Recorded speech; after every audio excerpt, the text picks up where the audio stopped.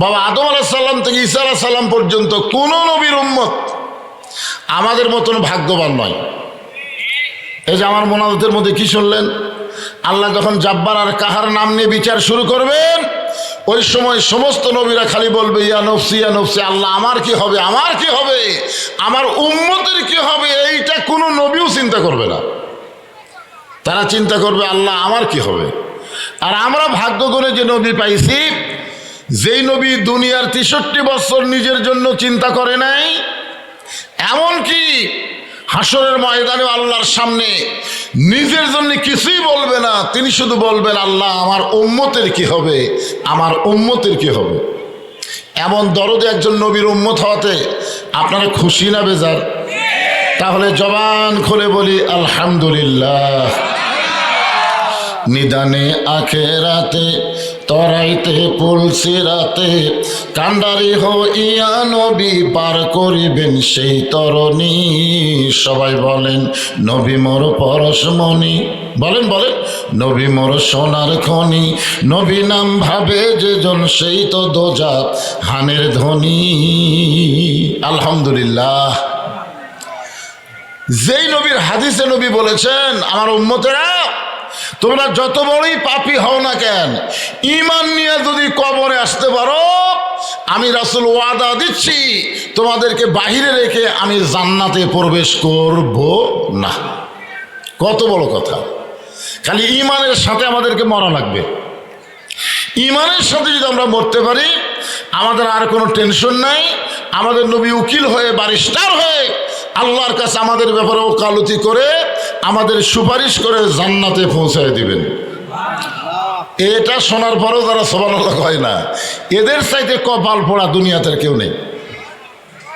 ফেরেশতারা এখানে আসে না নাই? জোরে এখানে আসে না নাই? আপনার দুই কান্দর দুটো আছে না নাই? তো কান্দর দুটো আছে, আবার উপরে ফেরেশতারা পরিদর্শন করতেছে। এরপরেও যারা সুবহানাল্লাহ বললেন না, ফেরেশতারা বলবে আল্লাহ এই যে নবীর উম্মত হওয়ার পরেও নবী পাইয়া শুকরিয়া তান যারা সুবহানাল্লাহ বলে না, এর কি রেজাল্ট কি? আল্লাহ বলবে এরা শুধু এমনি এমনি বসে আছে, নবীর উম্মত হওয়ার ইচ্ছাও নাই, চেষ্টাও নাই। নবীর উম্মত হওয়ার ইচ্ছা আমাদের আছে না নাই? ইচ্ছা আছে, চেষ্টা আছে। এখানে যত মানুষ দেখা যাচ্ছে তার মধ্যে বেশি মানুষই খালি মাথা, খালি মাথা। আচ্ছা, মাথাতে একটা টুপি দিলে কি হয়? মাথার টুপি দেওয়ার সাথে সাথে আপনার নফসে আম্মারা দমন হয়ে যায়। মন খারাপ কিছু করতে চাইলেও মানুষ কিন্তু টুপি খুলে করবার চাই। জোরে কার কথা ঠিক কিনা? বলে টুপি আছে ভাই, টুপি খুলে থুই। তার মানে কি বুঝতেছেন? এই টুপির টুপির পাওয়ার আছে না নাই? তো সকলের মাথায় নাই তো। হ্যাঁ, সকলের মাথায় টুপি দিবেন, অন্তত নামাজের সময় যেমন দেন, কোরআনে মাহফিল আসে টুপি দিবেন, কিন্তু অধিকাংশের মাথার টুপি নেই। নবীকে ভালোবাসতে হবে, নবীর সুন্নত আদর্শকে গ্রহণ করতে হবে, নবীর উম্মত যদি হতে পারি। আর আমাদের কোনো টেনশন, খালি নবী না, নেতা হিসাবে তাকে মানতে হবে। যে দরুদ শরীফ পড়লাম, এই দরুদের মধ্যে আমরা বললাম আল্লাহুম্মা সাল্লি আলা সাইয়্যিদিনা মুহাম্মদ। আমাদের শুধু নবী নবী না, আমাদের নবী হলেন আমাদের নেতা। যারা কারণ আমাদের কি নবীর প্রতি দরুদ পড়ি, নবীরে সালাম করি মসজিদের ভিতরে, কিন্তু নবীর সমাজ গড়ার কাজে অনেকের দ্বন্দ্ব মনে বাজে। ভিতর থেকে সমস্ত দ্বন্দ্ব দূর করে আমি যেই বলবো আমার নেতা তোমার নেতা, সকলে একসঙ্গে বলবেন বিশ্ব নবী মোস্তফা। বলতে পারবেন? আমার নেতা তোমার নেতা। এরা কি মুখ দিয়ে করলেন না বিশ্বাস করলেন? নবীকে যারা বিশ্ব নেতার আসন দিলেন, তারা দুনিয়ার সাধারণ মানুষকে আর নেতা হিসাবে মেনে চামচা হয়ে ঘুরতে পারবেন না। যার পাশে আপনারা ঘুরতেছেন, এতদিন ধরে যাকে নেত্রী মানলেন, বিপদে আপনাদের ফেলে থুয়া নেত্রী কোথায় গেল? আর আমরা যাকে নেতা মানতেছি, নেতা হিসেবে বলতেছি, উনি লাইলাতুল মেরাজে জান্নাতের মধ্যে ঢুকছিলেন। এই যে নামাজ নিয়ে আলোচনা হবে, এই নামাজটা কিন্তু আল্লাহ নবীকে মেরাজে দিয়েছেন, জোরে কোন কথা ঠিক কিনা? তখন আল্লাহ তাআলা আমাদের নবীকে জান্নাতে ঢোকার একটা তৌফিক দিয়েছিলেন। আল্লাহ নবী যখন জান্নাতের মধ্যে ঢুকলেন, আমাদের নবী যখন জান্নাতে ঢুকলেন, নবীর সঙ্গে একজন ফেরেশতা ছিল, নাম হলো জিবরাইল। জোরে কোন নাম কি? ফেরেশতা জিবরাইল বললেন, ইয়া রাসূলুল্লাহ, আপনি যদি জান্নাত থেকে বের না হন, আল্লাহ আপনাকে জান্নাত থেকে বের করে দিবে না। কারণ জান্নাতের একটা শর্ত আছে, শর্তটা হলো কি? সালামুন আলাইকুম তিবতুম ফাদখুলুহা খালিদিন। কোরআনের আয়াত শুনলে ঈমান বাড়ে না কমে? কোরআনের তেলাওয়াত শুনলে ঈমান বাড়ে না কমে? ঈমান বাড়ার লক্ষণ কি? চুপ থাকা। খালি আবু সাইদ যদি জবান না খুলতো, হাসিনা আরো যে কত বছর থাকতো, জোরে কোন ঠিক কিনা? পুলিশের সামনে আবু সাইদ কি বলে? মার মার। এর নাম হলো জবান খোলা। বাতিলের বিরুদ্ধে হকের জবান হচ্ছে লিল্লাহে তাকবীর। আপনারা যখন কোরআন তেলাওয়াত শুনলেন, তখন লিল্লাহে তাকবীর বলার লাগবে না, তেলাওয়াত শুনলেই আপনারা বলবেন আল্লাহু আকবার। আল্লাহু আকবার বললে কে বেজার? শয়তান বেজার। আর শয়তানের দল যারা করে, আমাদের বাংলাদেশের শয়তানের দল আছে না নাই? শয়তানের দলের মধ্যে কিন্তু তাকবীর নাই। আপনি দেখবেন বহু মিছিল ওর আমরা শুনছি, কি দিয়ে শুরু করে কি দিয়ে শেষ করে আল্লাহ ভালো জানে, কিন্তু গোটা মিছিলের মধ্যে স্লোগানে তাকবীর খুঁজে পাবেন না। জোরে কোন ঠিক কিনা? যেই দলে তাকবীর নাই, ওই দল আল্লাহর দল হতে পারে না, ওই দল হলো শয়তানের দল। জোরে কোন কথা ঠিক কিনা? তা আমরা কি শয়তানের দল না আল্লাহর দল?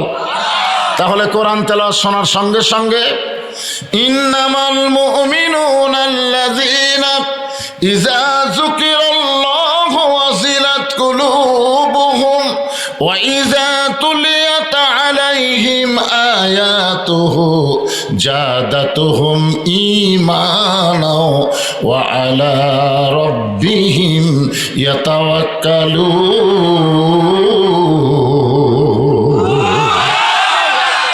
আলহামদুলিল্লাহ, এবার হয়েছে।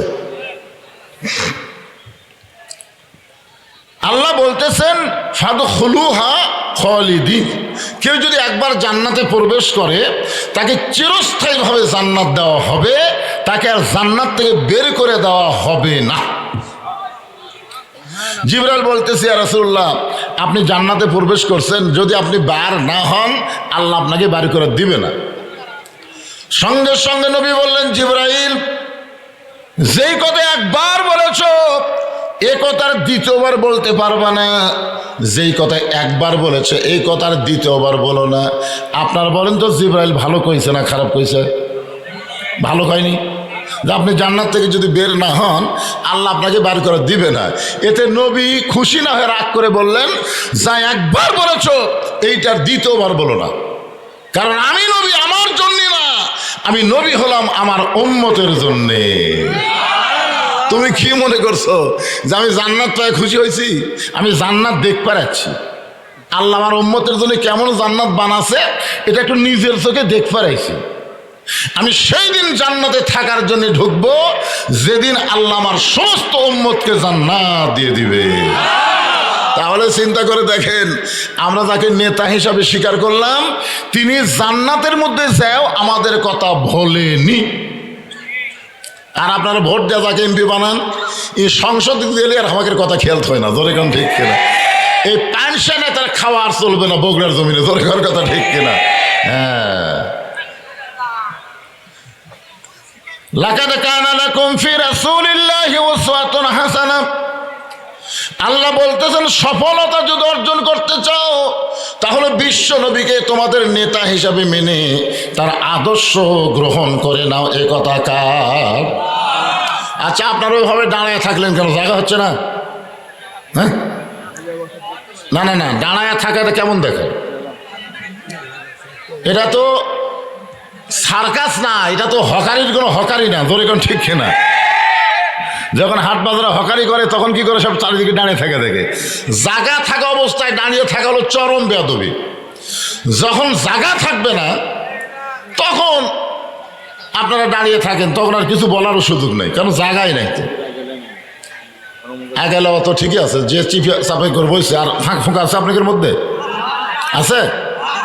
যদি থাকে শীতের দিন আপনি 4 আঙ্গুল করে সামনের দিকে আসলে দেখবেন পিছনে 2 হাত জায়গা বের হবে। এই নিয়তে আপনার ভাইদেরকে একটু বসতে দেওয়ার নিয়তে সবাই একটু জিকির করেন।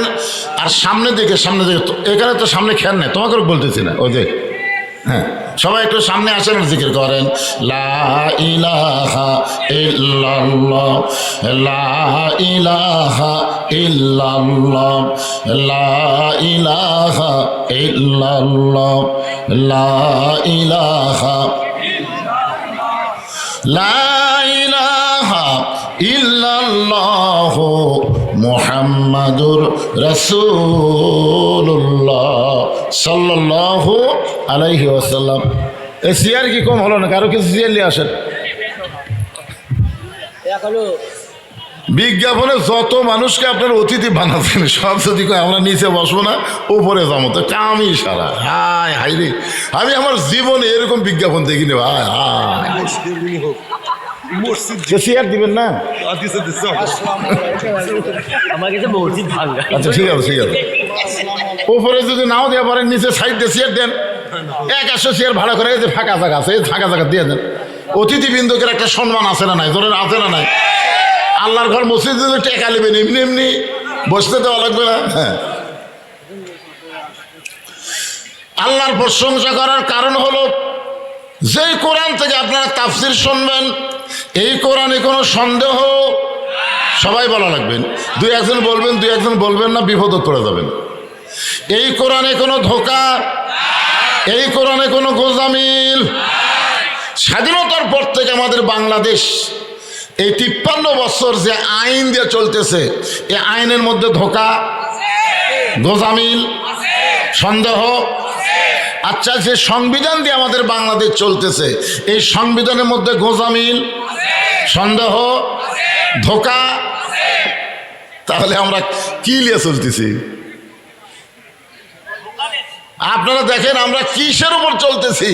ধোঁকা, গোজামিল, সন্দেহের উপর আমরা চলতেছি।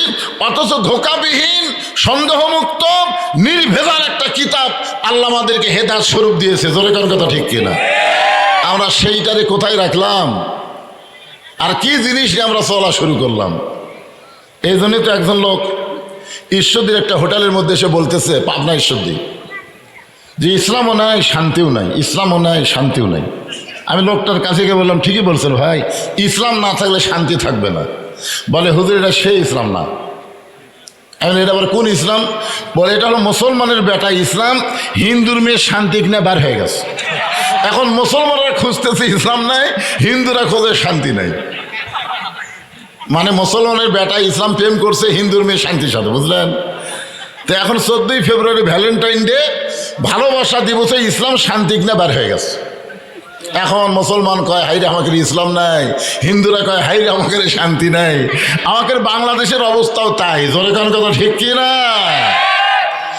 যতই শান্তি খোঁজেন, শান্তি পাওয়া যাবে না যতক্ষণ পর্যন্ত আল্লাহর কোরআনকে গ্রহণ করা না হবে। জোরে কোন ঠিক কি না? আপনার নিজেরাই বলেছেন এই কোরআনে কোনো সন্দেহ নেই। যে আইনে বাংলাদেশ চলতেছে আইনের মধ্যে সন্দেহ আছে, তো আমরা খামাখা সন্দেহযুক্ত জিনিস কেন নিব? সন্দেহমুক্ত জিনিসকে আমরা গ্রহণ করব। এ কারণে একটা স্লোগান দেওয়া লাগবে, আল কোরআনের আলো ঘরে ঘরে, হাসিনার সময় ভয়ে। এখন আর হাসিনা আছে? আমার এলাকার এক হুজুর দোয়ার মধ্যে বলেছে, রব্বানা আতিনা ফিদ দুনিয়া হাসিনা। ভয়ের ঠেলা কি করবে, কম হাসানার জায়গায় হাসিনা ফেলে দিছে। আমি তো দীর্ঘ 15.5 বছর বগুড়া জেলার ইচ্ছা মতো আজ করতে পারিনি। এই শেরপুর, ধনুর, সারাকান্দি, সোনাতলা, বগুড়া জেলার মধ্যে কিছু, এই আপনাকে শহরের মধ্যে অনেক জায়গায় আমাকে মাহফিল করতেই দেয়নি 15.5 বছর। আমি কিন্তু ডাইরেক্ট কোনো ওয়াজ করিনি, অ্যাঙ্গেলে মার দিছি, তাই ওরা বুঝবার পারছে। বুঝবার পরে কয়েছিল এটা চলবি না, এমনভাবে অ্যাঙ্গেল মারে কলজা ঢুকে যায়। তা আমি তো এই বছর 5 আগস্টের পরে স্লোগান দিয়েছি, অ্যাঙ্গেলের দিন শেষ, ডাইরেক্টের বাংলাদেশ। জোরে কোন কথা ঠিক কিনা? যে কয়েকদিন এই বুড়া বয়সে বাঁচবো আর অ্যাঙ্গেলে মার হবি না, এখন ডাইরেক্ট মারবো। জোরে যা হয়ে যায়। তা আমরা আল্লাহর কোরআন অনুযায়ী চলতে চাই, জোরে কোন ঠিক কিনা ভাই? হ্যাঁ,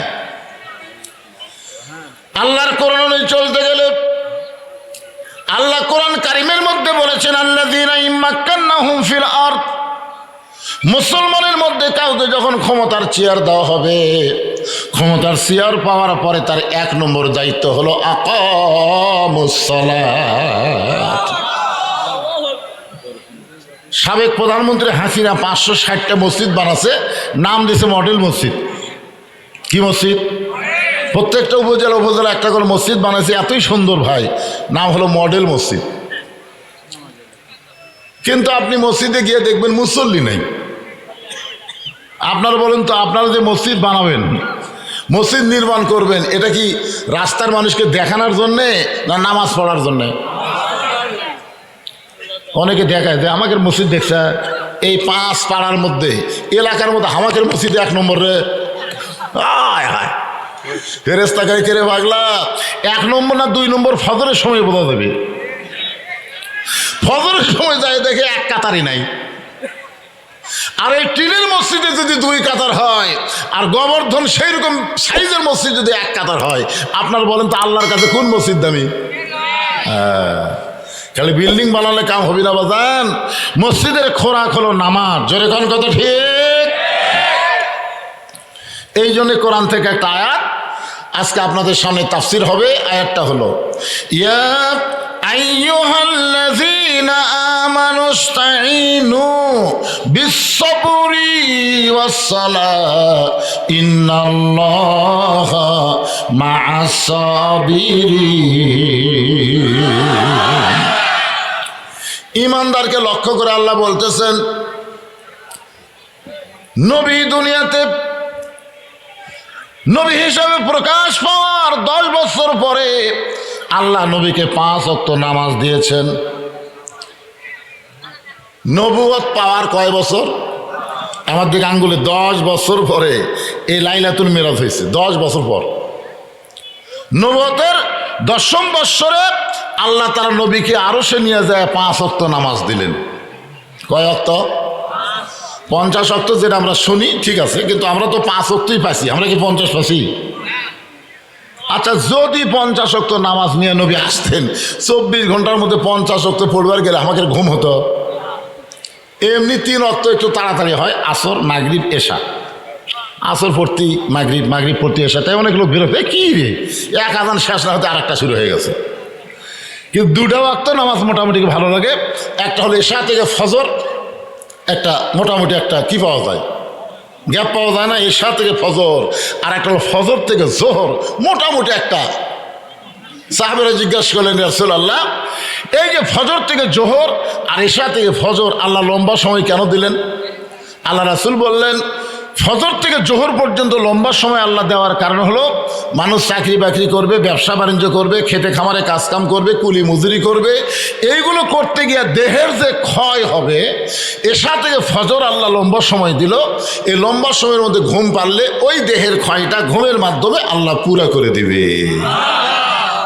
হ্যাঁ, এই জন্য 2 ওয়াক্ত নামাজ, 5 ওয়াক্ত যদি আপনি জামাতে নাও পড়েন, আল্লাহ হয়তো আপনাকে ছাড়ছুট দিতে পারে, কিন্তু ফজর আর এশা এই 2 ওয়াক্ত যদি নামাজ জামাতে না পড়েন, তাহলে সেই ব্যক্তিকে মুনাফিক হিসাবে গণ্য করা হবে। নামাজ পড়ার পরেও মুনাফিক। কোনটা? খেয়াল করবেন, ফজর আর কোনটা? প্রত্যেকটা মসজিদে এই ফজরে লোক কম হচ্ছে। কি জন্যে? ঠান্ডার জন্যে। আরে আমি বলতেছি, আয়াতের তাফসীর দিয়ে সব আপনাকে বলবো ইনশাল্লাহ। এত বিশাল একটা জায়গা, তারপরে মানুষ দাঁড়িয়ে আছে। আমি এখানে আসার সময় দেখলাম ওই জয় বাংলার ওখানে একটা মাহফিল হচ্ছে। মাহফিলের কলেরা লাগছে, মানে হাসিনা পল আছে, আর বক্তাকের ওপর মাহফিলের গজব শুরু হচ্ছে। তোর এখন ঠিক কিনা? মানে এমন কোনো দিন নাই যে আমার মতন একটা বুড়া বক্তারও 2-3টা করে মাহফিল প্রতিদিন। আজকে দিনে একটা করছি, এখানে একটা করতেছি, আর একটা নন্দীগ্রামে যাচ্ছি। এতই মাহফিল ভাই, যারা 15 বছর ধরে মাহফিল করেনি তারাও পর্যন্ত এবার চান্স নিচ্ছে। তোর এখন কথা ঠিক কিনা? কারণ অনুমতি লাগতেছে না তো।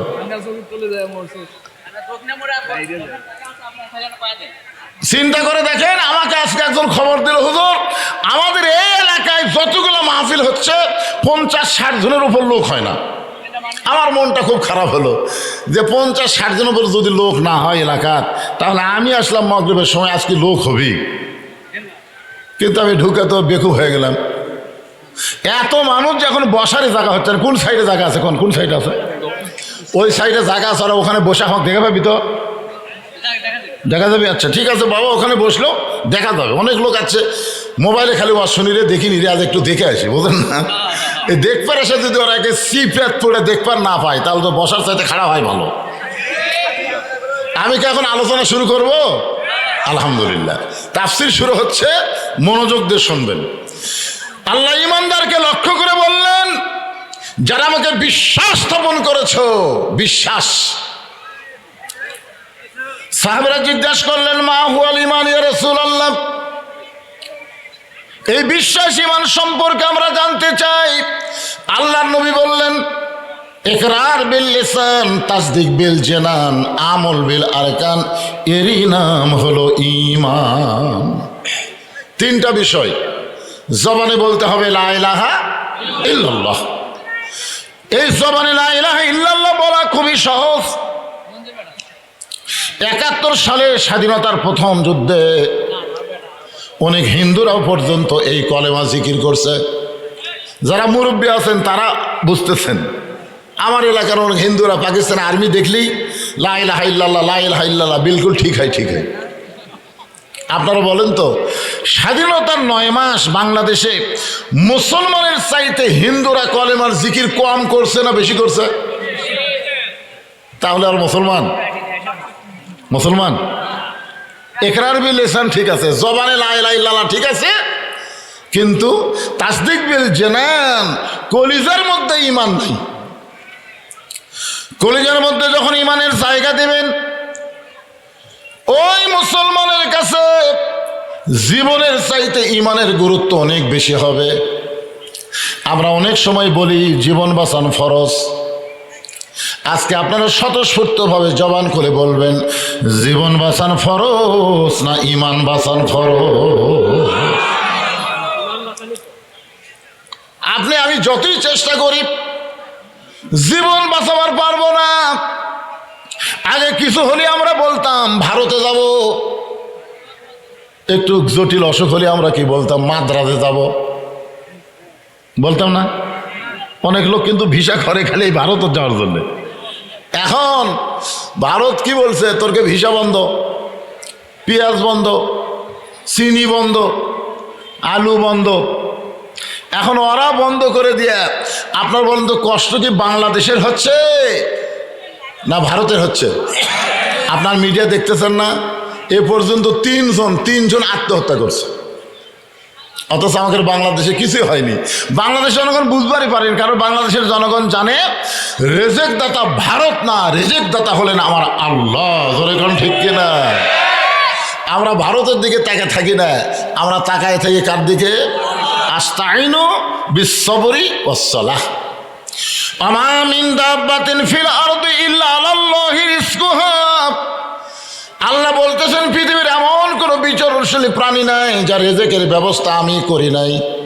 তার মানে বোঝা গেল, ভারত সব কিছু যদি বন্ধ করে দেয় আর আল্লাহ যদি রেজেকের দরজা খুলে দেয়, বাংলার মুসলমানের কোনো টেনশনের দরকার। আর আল্লাহ বলেছেন, ফালিয়াবুদু রব্বা হাযাল বাইত। যেই মসজিদ আপনারা তৈরি করতেছেন, যেই মসজিদ নির্মাণ করতেছেন, এই মসজিদকে লক্ষ্য করে আল্লাহ বলতেছেন, এই ঘরের মালিকের যদি তোমরা গোলামি করো, মসজিদ কার ঘর? জোরে বলেন, কার ঘর? ফালিয়াবুদু রব্বা হাযাল বাইত। এই ঘরের মালিকের যদি তোমরা গোলামি করো, তাহলে তোমাদেরকে দুনিয়াতে 2টা পুরস্কার সাথে সাথে দেওয়া হবে। 2টা পুরস্কার তোমাদের সাথে সাথে দেওয়া হবে। একটা পুরস্কার হলো তোমাদের রেজেকের কোনো পেরেশানি থাকবে না, আর দুনিয়ার সমস্ত ভয় থেকে আল্লাহ নিরাপত্তা দিয়ে দিবে। তার মানে বোঝা গেল, ভারত যতই পেঁয়াজ বন্ধ করুক, আলু বন্ধ করুক, চাল বন্ধ করুক, আল্লাহ বন্ধ করবে না, আল্লাহ খুলে দিবে। ওরা যত অ্যাটমের হাইড্রোজেন বোমার ভয় দেখা কোনো ভয় নাই, কারণ আমাদের জাতির পিতা হজরত ইব্রাহিম আগুনের চুলাকে যেমন শান্তির বাগান হিসেবে পাইছে, ভারতের অস্ত্রগুলো আমাদের জন্য আল্লাহ প্রয়োজন হলে মিষ্টি বাঙ্গি তরমুজও বানায় দিবার পারে। জোরে কোন ঠিক কিনা? আমি এই এক সপ্তাহ হলে একটা হাদিস পড়তেছি, সেটা হলো গজওয়াতুল হিন্দ, মানে হিন্দুস্থানের সাথে মুসলমানের যুদ্ধ হবে। আল্লাহ রাসূল বহু বছর আগে বলে গেছেন এই ভারত হয়তো হাসিনা ভারতত পলাবি। একজন আল্লাহর ওলি বলেছেন 12 কোটি মুসলমান যখন গাছের গোড়া লাড়া দিবে তখন দিল্লির মামু বাড়ি গিয়ে পড়বে। যখন কথা ঠিক কিনা? আল্লাহর ওলি এখন দুনিয়াতে নাই, কিন্তু তার কথা যে 100% সফল, এ ব্যাপারে কোনো সন্দেহ আছে? কেন সন্দেহ নেই?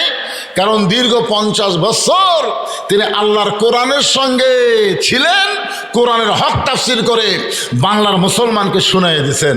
হাসিনা সরকার বিনা দোষে 13 বছর তাকে জেলখানায় বন্দি করে অবশেষে ভারতের পরিকল্পনায় হাসপাতালে নিয়ে গিয়ে আল্লাহর ওলিকে হত্যা করা হয়েছে। ধরে কোন কথা ঠিক কি না? আপনারা বলেন তো, ওনার প্রত্যেকটি কথাই সত্য হচ্ছে না? কে রে হাসিনা কুটিরে? আর এই যে কাউয়া কাদের তা মশাল ভাই, এর মাজা নাই বারে, ধরে ধরে টেজর তুলে দেওয়া লাগে। আর মাইক পালি কয় খেলা হবে, খেলা হবে। কে রে পাগলা, খেলবার গেলে মাজাত বল থাকা লাগবে। ধরে কোন কথা ঠিক কিনা? আমি কয়েকদিন আগে শুনে তো আশ্চর্য হয়ে দিলাম, এই নাকি 3 মাস বাংলাদেশিতে আসলো, এই কিছুদিন আগে নাকি ভারতে আছে। এই 3টা মাসে কে জায়গা দিল? কি এটা উদ্ঘাটন করার দরকার আছে না নাই? আল্লাহ, বিপদের মধ্যে আমরা এমন একজনকে ক্ষমতার সিয়ারত দিছি, আমরা বিপদে পড়লে যে দোয়া বেশি বেশি পড়ি। দোয়ার নাম কি? ইউনূস নবীরে খাইল মাছেতে গিলিয়া, ফেরেশতা পাঠাইলেন আল্লাহ এসমে আজম দিয়া। দমে দমে সে হরদম পড়ে সে এসমে আজম, মাছেরই উদর হইতে বাঁচাইলা প্রাণ। সবাই বলেন আল্লাহু আল্লাহু, তুমি জানলে জালালুহু, শেষ করা তো যাই না গিয়ে তোমার গুণগান। আলহামদুলিল্লাহ। বয়স হয়ে গেছে তো, মানে 84 বছর বয়স, একটা বুড়া থুড়া মানুষ, আর একটু চ্যাংড়া মানুষকে দেওয়া লাগতো, ঠিক না? কিন্তু আমরা দেওয়ার পরে বুঝতে পারলাম, আমেরিকার ডোনাল্ড ট্রাম্প যখন প্রেসিডেন্ট হলো তখন আমাদের বগুড়ার কিছু গুজব লীগ, আমাদের বগুড়ার কিন্তু 3টা লীগ আছে, আওয়ামী লীগও নাই, যুবলীগও নেই, ছাত্রলীগও নেই। এখন বাড়াছে হতাশা লীগ, গুজব লীগ, আফসোস লীগ। যে বগুড়া হলো বিএনপির ঘাঁটি, সেই বগুড়াতে এই লীগগুলো চান্স চলো কি করে? চিন্তা করে দেখেন, শহীদ জিয়াউর রহমান তিনি শুধু বাংলাদেশ না, সৌদি আরবে গিয়ে দেখেন আরাফার ময়দানে তার লাগানো গাছগুলো এখনো মানুষকে জান্নাতের বাতাস দেয়। জোরে কোন সুবহানাল্লাহ। সেই শহীদ জিয়ার বগুড়া এই শালারা কিভাবে দখল করলো আল্লাহ ভালো জানে। তো যাই হোক, আমি যে কথা বলতে চাই একটু খেয়াল করবেন। আস্তাইনু বিসসবরি ওয়াসসালাত ইন্নাল্লাহা মা'আস সাবিরিন। আজকের ওয়াজের বিষয়টা হলো আমরা চাবো কার কাছে? কিসের মাধ্যমে?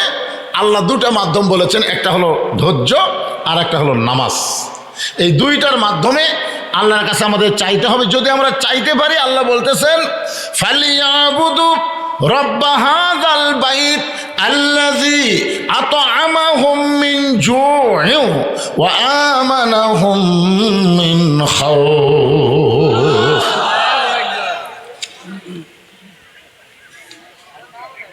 আচ্ছা ঠিক আছে,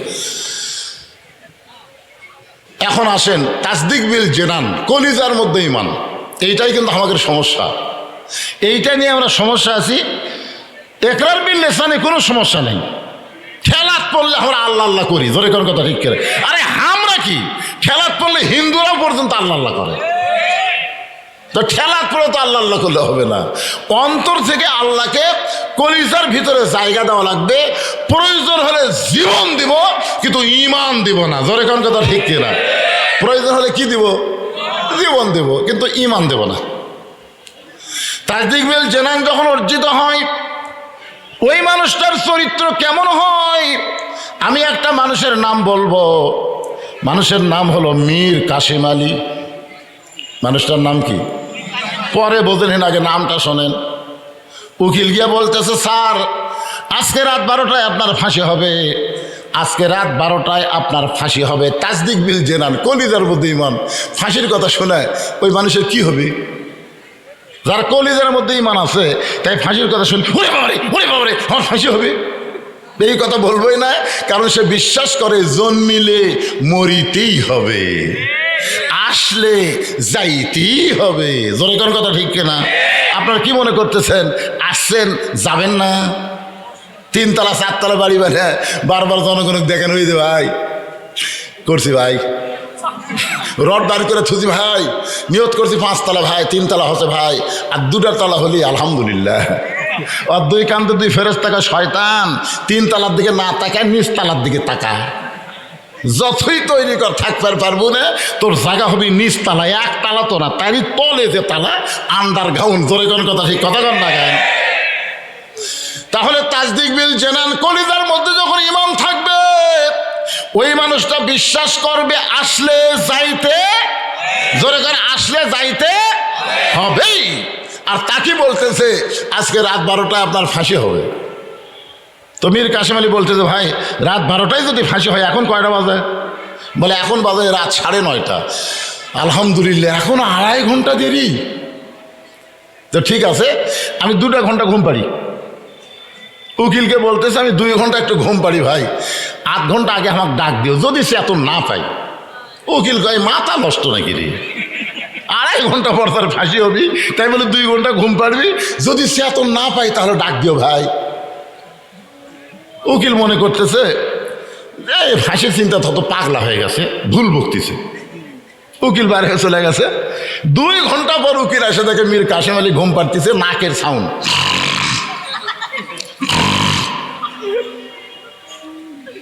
মায়ের কাছে খাড়া হয়ে কাঁদতেছে, আল্লাহ এই মানুষ কেমনে ঘুম পাড়ে? আর 8 ঘন্টা পর তার ফাঁসি হবে, 8 ঘন্টা পর ফাঁসি হবে। সেই মানুষটা কেমনে ঘুম পাড়তেছে? যেই ভারে ঘুম পাড়তেছে, ফাঁসি পর্যন্ত হয়তো ঘুম থেকে চেতন পাবে না। একটু ডাক দেই, উকিল পায়ের আঙ্গুল নড়ায়। মীর কাসেম আলী ঘুম থেকে চেতন পায়, বলতেছে ভাই রাত কি 12টা বাজে? বলে না স্যার, এখন 8 ঘন্টা দেরি আছে। আলহামদুলিল্লাহ, 8 ঘন্টা যখন হাতে আছে, তাহলে কিছু কাম করি। তিনি ওযু করে সে নামাজ পড়লেন। নামাজ পড়ার পরে একটা ভালো পাঞ্জাবি তার ছিল ওখানে, কন্ডম ছেলে, সে পাঞ্জাবিটা গায়ে দিয়ে বলতেছে, আমাকে কেমন লাগতেছে দেখো তো, চুলগুলো ঠিক মতো হাসানো আছে নাকি? তারপর আয়না দিয়ে চুলগুলো হাসতেছে। উকিল কই কি রে, ই কি শ্বশুর বাড়ি যাচ্ছে নাকি? বলে আপনার ফাঁসি হবে, আপনার ফাঁসি হবে। আর এমন করে জামা পরে মাথার চুল আসলান, আপনি কি জানেন না আপনার ফাঁসি হবে? মীর কাসেম আলী মুচকে মুচকে হাসার বলে, উকিল তুমি কেন কাঁদতেছো? আমি ঘুমের মধ্যে স্বপ্নে দেখলাম আল্লাহ তাআলা আমার জন্য 8টা জান্নাতের দরজা খুলে রেখেছে। আমার জন্য আল্লাহ 8টা জান্নাতের দরজা খুলে রেখেছে। লিল্লাহি তাকবীর ওয়ালা তাকুলু লিমান ইউকতালু ফি সাবিলিল্লাহি আমওয়াতুন বাল আহইয়াউ ওয়ালাকিন লা তাশউরুন। মীর কাসেম আলী আল্লাহর কোরআন তেলাওয়াত করে বলে, উকিল কান্দো না, উকিল কান্দো না, অন্যায়ভাবে আমাদেরকে হত্যা করা হচ্ছে, আমরা কোনো দোষ করিনি। বাংলাদেশের গরিবের জন্য ইবনে সিনা হাসপাতাল বানাইছি, মানুষের জন্য সুদ ভিত্তিক ব্যাংকে কবর দিয়া ইসলামী ব্যাংক তৈরি করেছি। এরকম ভালো ভালো কাজ করার কারণে ভারত হাসিনাকে এমনভাবে বুঝাইলো, যার কারণে আমাকে অন্যায়ভাবে ফাঁসি দেওয়া হচ্ছে। উকিল তুমি কান্দো না, ফাঁসি রশি আমার গলার মালা হয়ে যাবে, আল্লাহ তাআলা আমাকে অমরত্ব দান করবে। আল্লাহ বলেছেন অন্যায়ভাবে যাদের হত্যা করা হয় তাদেরকে তোমরা মৃত্যু বলো না, আমি আল্লাহ বলতেছি তারা জীবিত।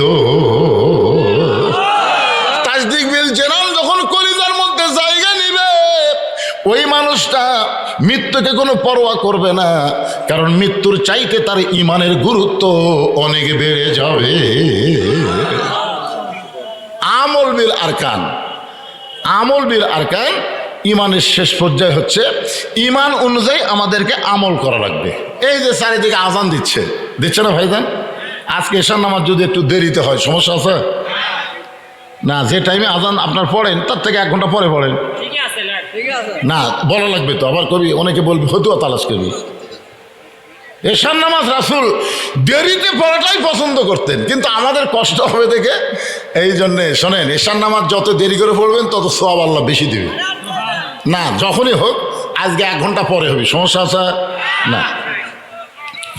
যে কথা বলতেছে একটু মনোযোগ দেন। আমল বিল আরকান, আমল বিল আরকান, ঈমান অনুযায়ী আমল করা লাগবে। এখন আপনাদের কাছে আমার প্রশ্ন হলো, কোন আমল না করলে ঈমান থাকে না? কেউ যদি রোজা না থাকে তাকে বেঈমান বলা যাবে? কথা বলেন আপনারা, বেঈমান বলা যাবে? রোজা না থাকলে তাকে বেঈমান বলা যাবে না।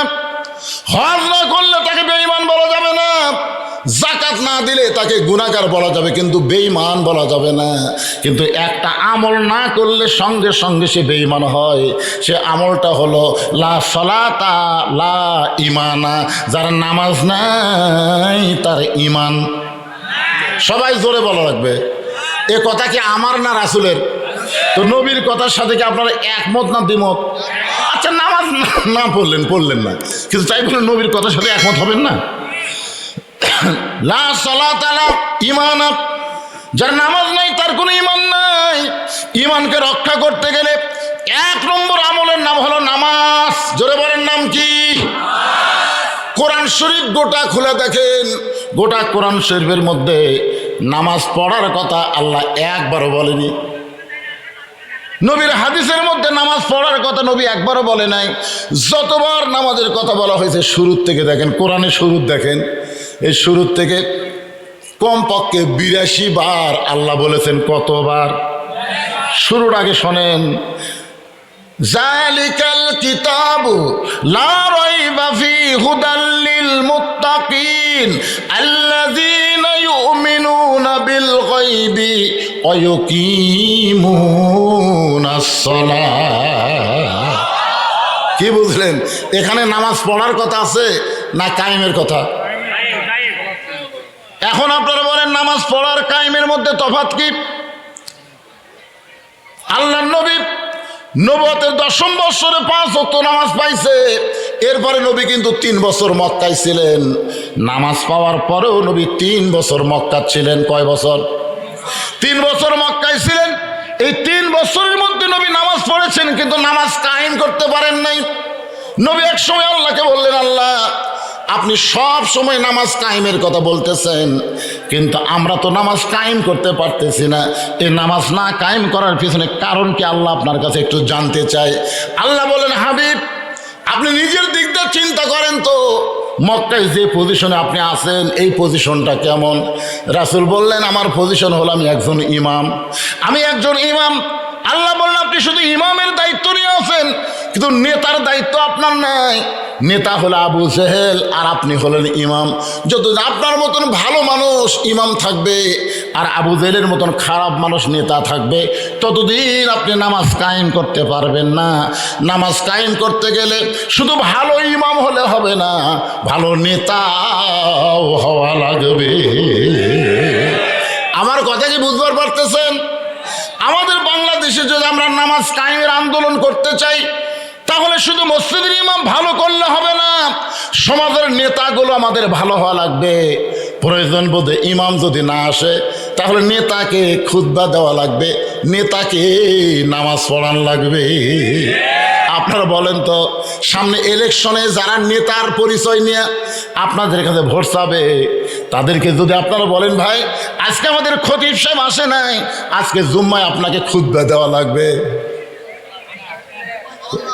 সবাই পারবি না? সবাই পারবি না? আবার কয় তাসদিক বিল জেনারেল ওয়াজ শেষ করে আমল বিল আরকানের মধ্যে ঢুকলাম। আর আমল বিল আরকানের 1 নম্বর আমল হলো নামাজ। জোরে করে 1 নম্বর আমল কি? যার নামাজ নাই তার ঈমান নাই। লা সালাতা লা দীনা, যার নামাজ নাই তার কোনো ধর্মই নাই। আজকে সেই নামাজের ঘর মসজিদ, সেই মসজিদকে কেন্দ্র করে আজকের এই জান্নাতের বাগান লাগছে। এখন আপনাদের কাছে আমার প্রশ্ন হলো, এই নামাজটা নবী পাইছিলেন নবুয়তের 10 বছর বয়সে। ধরে কোন কয় বছর? মনে ভুলে গেলে তো আমার মনে ভুললে হবে না। 10 বছর পাইছে। তারপরে 3 বছর নবী মক্কা ছিলেন। গোপনে গোপনে নামাজ পড়েছেন, কিন্তু নামাজ কায়েম করতে পারেন নাই, আজান দিবার পারেন নাই, জামাত করে পড়তে পারেন নাই। গোপনে গোপনে নামাজ পড়েছেন, কিন্তু প্রকাশ্যে নামাজ পড়তে পারেন নাই। নবী বলেন, আল্লাহ আপনি যত জায়গায় নামাজের কথা বলেছেন, প্রত্যেক জায়গায় বলেছেন আকিমুস সালাত, নামাজ কায়েম করো। কিন্তু আমরা সেইভাবে করতেছি, এইটা তো নামাজ কায়েম হচ্ছে না। এইটা হলো নামাজ পড়া বাংলাদেশের মতন। কোন দেশের মতন? নামাজ পড়া বাপ পড়ে, বেটা পড়ে না, দাদা পড়ে, লাঠি পড়ে না। যখন হয় চামড়া ঢিল, আল্লাহর সাথে দেয় মিল। জুয়ান বয়সে নামাজ পড়ে নাই, বুড়া বয়সে সিয়াল্লা মসজিদ গেছে, আছে না নাই? ওর খতিয়ান খুলে দেখবেন, খতিয়ান একটা খতিয়ান আছে না নাই? খতিয়ান খুলে দেখবেন, ওই সারা জুয়ান বয়সে অন্যায় অপকর্ম করছে, বুড়া বয়সে শয়তানক বলতেছে, কে রে পাগলা তুই যে বুড়া হলো, তোর চামড়া ঢিল হলো, যারা নামাজ পড়তেছে এরকে নামাজ নষ্ট করা লাগবে না। সিয়ার নিয়ে যারা মসজিদে যায়, এরা কিন্তু নামাজে না, এরা শয়তানের এক ভাই, শয়তানের এক ভাই। কারণ মসজিদে নামাজ পড়ার জন্য না, মসজিদ হলো জামাত করার জন্য। জোরে কোন কথা ঠিক না? আর জামাত করবার গেলে কাতার সোজা করা লাগবে। কাতার সোজা না করে কেউ নামাজ পড়লে সওয়াব পাবেন, কিন্তু জামাতের 27 গুণ সওয়াব পাবেন না। 27 গুণ সওয়াব পাবার গেলে পায়ের গোড়ালির সঙ্গে গোড়ালি মিল করে কাতার সোজা করে দাঁড়াতে হবে। এখন যেই বেটা সিয়ারি লেগেছে, ওই যেই কাতারত আছে, ওই কাতারের লোকেরা নামাজের সওয়াব পাবে, কিন্তু জামাতের সওয়াব পাবে না। সৌদি প্রবাসী শিবুর স্বামী 10,000 নগদ দান করছে। এগুলো সব লেখাথন তো, ও আজকে যখন করবেন করে কত টাকা লাগবে, টাকা আদায় করে দেবেন, অসুবিধা নেই। সৌদি প্রবাসী শিবুর স্বামী 10,000 টাকা দান করছে। আল্লাহ দানকে কবুল করে। আল্লাহ আপনার কবার চাচ্ছি মসজিদ হবি না, একবারে 3 তালা হবি, দেখেন এনে আগে নামাজের জিনিসটা শোনেন না কেন? এখন চিন্তা করে দেখেন, যেই কাতারে চেয়ার আছে সেই কাতারের লোকের নামাজ হবে, কিন্তু জামাতের সওয়াব কথা কয় না একেবারে, জামাতের সওয়াব। কারণ জামাত করতে গেলে পায়ের গোড়ালির সঙ্গে গোড়ালি মিল করে দাঁড়াতে হবে, কিন্তু যেই বেটা চেয়ারে বসছে ওর পায়ের গোড়ালি গুটি। এই জন্য আপনাকে দুইজন সুস্থ মানুষ ওর চেয়ার ধরবেন, এ তো উঠবার চাবি না। আপনার 2 জন চেয়ার ধরে বলবেন, ভাই তোর জন্য আমরা সব কমতি নেব না, বড় কষ্ট করে জামাত পড়বার আসছি, তুই পিছনে চা, শান করে রাখলে 2 নম্বর কাতারে থাকবেন। 2 নম্বর কাতার লোক এর জন্য তো আমাকে সব কমবি, আবার ধরে 3 নম্বর কাতারে, 3 নম্বর কাতারে, না না না না, এই তো আমাকে কাতার থাকলে হবে না। শেষ পর্যন্ত দেখা যাবে সিয়ার পার্টি বারান্দাত গেছে। ধরে কার কথা ঠিক না? হ্যাঁ, খোদলা দেখেন, যেই শ্যালো মিশিং চালু করে না, বছর অন্তর চালু করে, ওটা চালু করবার গেলে ঠেকা আছে, ঠেলা আছে না নাই? হয় না, কারণ বল বিয়ারিং সব জাম মারছে। যে বল বিয়ারিং জাম মারলে চালু হবে? ওই সারা জীবন নামাজ না পড়ার কারণে ওর হাঁটুর বিয়ারিং, কোমরের বিয়ারিং সব জাম মারছে, এখনো রুকু সেটা করবার পারে না, সিয়ারিলে নামাজ পড়ে। আর কোনো ব্যক্তি যদি যৌবনকালে নামাজ পড়ে, বুড়া বয়সে যদি চেয়ারি নামাজ পড়া লাগে, লা ইউকাল্লিফুল্লাহু নাফসান ইল্লা উসআহা, আল্লাহ কোরআনে বলেছেন, বাংলাদেশের সরকারি চাকরি যারা করে, বুড়া বয়সে চাকরি করবার না পারলে সরকার যেমন তাকে পেনশনে বেতন দেয়, যৌবন বয়সে যারা নামাজ ধরেছে, বুড়া বয়সে যদি ঠিক মতো জামাত পড়বার না পারে, যেখানেই তারা নামাজ পড়বে আল্লাহ পেনশনের সওয়াব তার আমল নামাই দিয়ে দিবে। হজ, যাকাত, রোজা, এইগুলা কিন্তু বয়সের কথা বলা হয়নি, বুঝছেন? সামর্থ্য আসলে হজ করবেন, রোজা থাকবার পারলে রোজা করবেন, জাকাত সম্পদ বেশি হলে 2.5 টাকা জাকাত দেবেন। কিন্তু নামাজের ব্যাপারে কোনো ছাড় নাই। 6 বছর থেকে তালিম দাও, 10 বছর থেকে জোর করে নামাজ ধরাও। জোরে করার কথা ঠিক কিনা? তাহলে নামাজের বয়স কয় বছর থেকে? 10 বছর। জোরে বলেন কয় বছর? 10 বছর থেকে 60 বছর, 50 বছর কেউ যদি জামাতে নামাজ পড়ে, বুড়া বয়সে যদি আর মসজিদে জামাত পড়বার না পারে, আল্লাহ তুমি যেখানেই পড়ো তাকে পুরাপুরি সওয়াব দিয়া দিবে। এখন আসেন, যেটা বলতেছিলাম, নামাজ কায়েম করবার গেলে আল্লাহর নবীর মতন ইমাম আবু জেহেলের মতন নেতা থাকলে হবে না। যিনি ইমাম তিনিই নেতা হওয়া লাগবে। এমন একজন নেতা হওয়া লাগবে যেই নেতা কোনোদিন যদি মসজিদে ইমাম না আসে, প্রয়োজন হলে তাকে ইমামতি করা লাগবে। যদি একদিন ইমাম সাহেব আসেনি, নেতা সাহেব চেয়ারম্যান সাহেব মসজিদে বসে আছে, তখন মুসল্লি বলবে চেয়ারম্যান সাহেব আজকে আপনি খুতবা দেন। কত লোক বলতেছে চেয়ারম্যানের দাঁড়িয়ে নাই, কি খুতবা দিবি রে? আপনারা জানেন নেতা কাক কয়? আল্লাহর কোরআন দিয়ে যখন রাষ্ট্র চলবে, নেতা হযরত ওমর মসজিদের মেম্বারে দাঁড়ায় খুতবা দিচ্ছেন।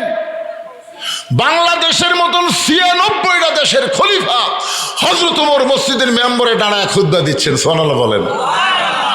কি সুন্দর খুতবা! মাঝখান থেকে একজন দাঁড়ায় গেছে, ইয়া আমিরুল মুমিনিন, আপনার খুতবা শুনবো না। ওমর ফারুক বলেন, আমার অপরাধ কি? বলে, আপনার অপরাধ হলো আমাদেরকে খাটো পাঞ্জাবি দিয়ে আপনি লম্বা জুব্বা পরে খুতবা দিচ্ছেন। ওমর ফারুকের চোখ দিয়ে পানি পড়তেছে আর মুখটা মুচকে মুচকে হাসতেছে। সুবহানাল্লাহ বলেন। মুচকে মুচকে হাসার কারণ হলো জনগণ যখন নেতাকে লোকমা দিবার পারবে, তখন নেতা ইচ্ছা মতো চলতে পারবে না, আল্লাহর হুকুম মোতাবেক চলা লাগবে। জোরে কোন কথা ঠিক কি না? আর এই লোকমা শুরু হবে মসজিদের ভিতর থেকে। আপনারা বলেন তো, 4 রাকাত নামাজ আসরের যদি ইমাম সাহেব title pass, double title pass, দাওরা পাস, সেই ইমাম যদি 3 রাকাত বসে, আসরের নামাজের 4 রাকাতে কয়বার বসা লাগবে? 2 বার। 2 রাকাতে একবার, 4 রাকাতে একবার। কিন্তু ইমাম সাহেব 3 রাকাতে বসে গেছে। একটা মুসল্লিরও খেয়াল নাই, মনে করতেছি ইমাম এত দামি ইমাম, ঠিকই পড়াচ্ছে, কিন্তু অটো ভ্যানালা ওই আবার নামাজের খেয়াল আছে। ওই কে 2 রাকাতে বসলো, আবার 3 রাকাতে আল্লাহু আকবার। ইমাম মনে মনে কয়, তুই তো ভ্যান চলা খাস, তুই যতই লোক মাদে 41 সালের আগে এমন উঠবো না। এই মনে করে যদি ইমাম বসা থাকে, আপনারা বলেন তো মসজিদের মুসল্লি কার পক্ষে যাবে? ইমামের পক্ষে না ভ্যানালার পক্ষে? কেন? কারণ মসজিদ আল্লাহর ঘর, আল্লাহর ঘরের মধ্যে ইচ্ছা মতো নেতৃত্ব চলবে না, আল্লাহর হুকুম নবীর তরিকা মোতাবেক নেতৃত্ব দেওয়া লাগবে। ওমর ফারুক খুশি হওয়ার কারণ হলো ওদের জুব্বা খাটো, পাঞ্জাবি খাটো, আমার লম্বা দেখে ওরা খুদ্া লোকমা দিয়েছে। এই খুশি হওয়ার কারণ হলো যতদিন মুসলমানের লোকমা থাকবে, ততদিন মুসলমান এরিয়ার মধ্যে কোনো নেতা দুর্নীতি করতে পারবে না। পারবে না। ওমর ফারুক লক্ষ্য করে দেখে, যে বেটা লোকমা দিছে যে আপনার খুতবা শুনবো না, শুধু ওই একলা না, সমস্ত মুসল্লিরা মাথা নিচু করে বসে আছে। এমন সময় আব্দুল্লাহ ইবনে ওমর ফারুকের সন্তান বাবার পাশে দাঁড়ায় বলতেছে, রে নবীর সাহাবীরা, তোমরা খাটো পাঞ্জাবি হলেও নতুন পোশাক পরে আজকে নামাজ পড়তে আইছো, আমার পরনে তাকায় দেখো, আমার পরনে কিন্তু নতুন কাপড় নাই। ওসমান গনি বলে, আব্দুল্লাহ, আজকে জুমার দিনে সবাই নতুন কাপড় পরলো, আর তুমি কেন নতুন কাপড় পরলা না? আব্দুল্লাহ বলতেছে, আমি যদি আজকে নতুন কাপড় পরতাম তাহলে আমার বাবার জুব্বা লম্বা হতো না।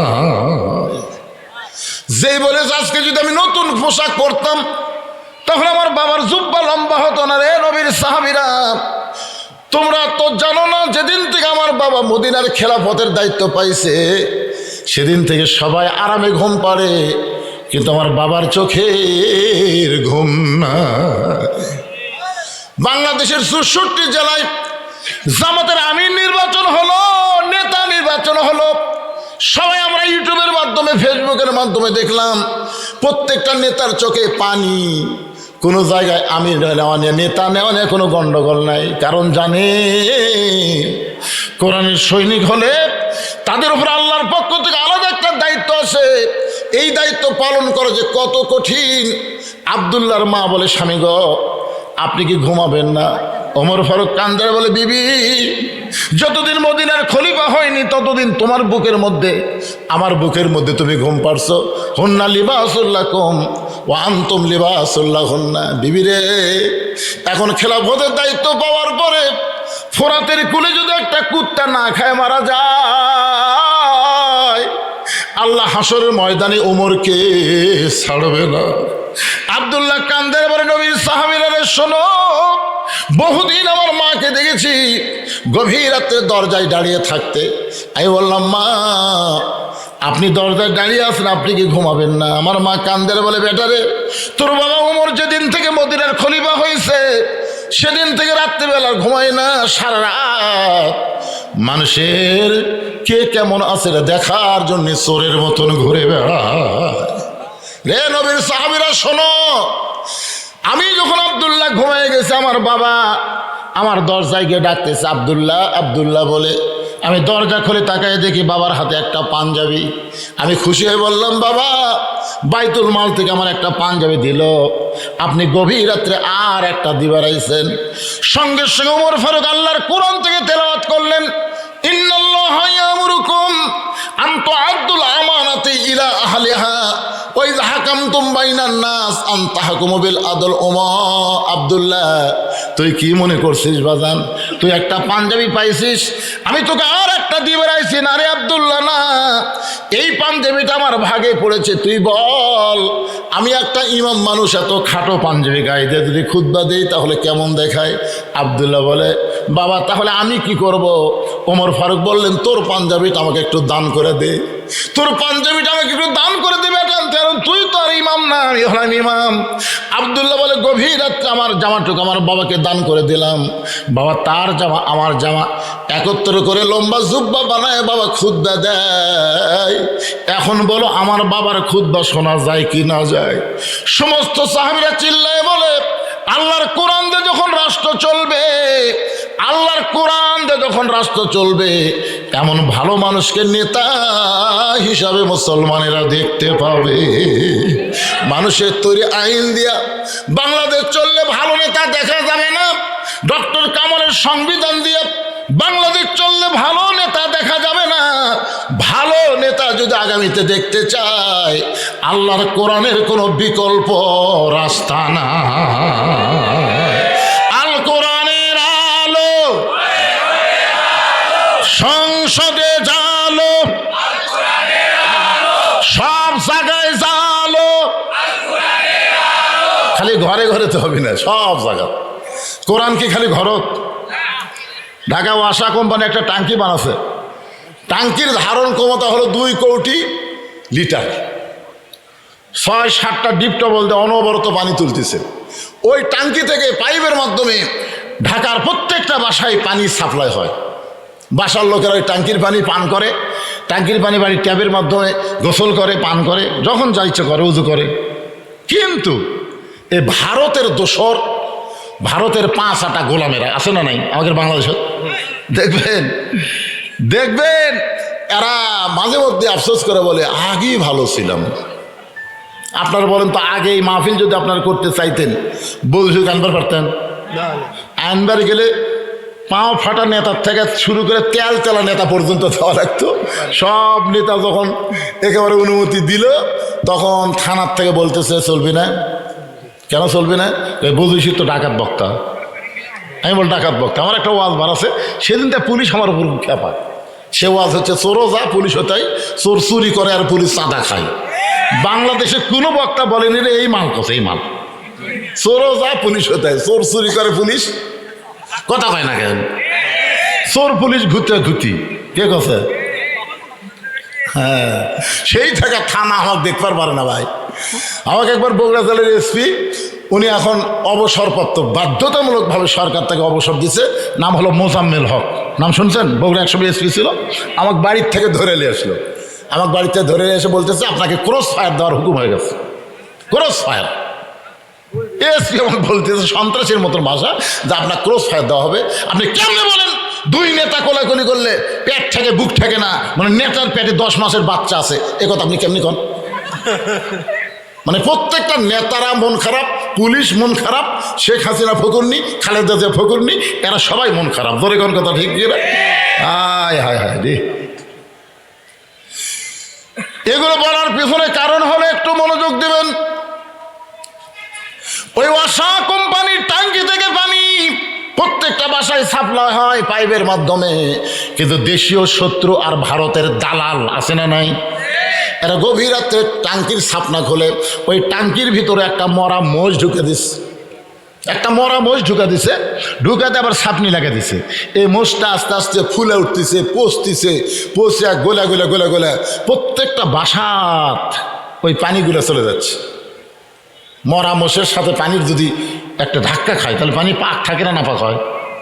এখন এই পানিগুলো বাসার যাচ্ছে, বাসার লোকেরা গিলাসের মধ্যে পানি নিয়ে কোরআন শরীফ পড়তেছে, ওয়াসাকাহুম রাব্বুহুম শারাবান তাহুরা। আপনি যতই কোরআন পড়ে পানি পান করেন, পানি পাক হবে না যতক্ষণ পর্যন্ত ট্যাঙ্কি পবিত্র না হবে। জোরে কোন কথা ঠিক কিনা? এই ট্যাঙ্কির নাম হলো সংসদ। আগামী ইলেকশনে আমরা 300টা ভালো মানুষ ওই সংসদ পাঠাবো, যারা কোরআন শরীফ বুকেলে সাইদি হুজুরের মতন আদালতে যায়। সাইদি হুজুর যতবার আদালতে গেছে কোরআন শরীফ আছে না নাই, জোরে আছে না নাই? এইরকম 300 ভালো মানুষকে আমরা সংসদে পাঠাবার চাই। কোনো চোর, বাটপার, দুর্নীতিবাজ, এই মমতাজের মতন পাগলি, মাহিয়া মাহির মতন জোকার, ফেরদৌসের মতন নায়ক, এই শালারা যেন সামনে চান্স না পায়। জোরে কথা বলেন না কেন?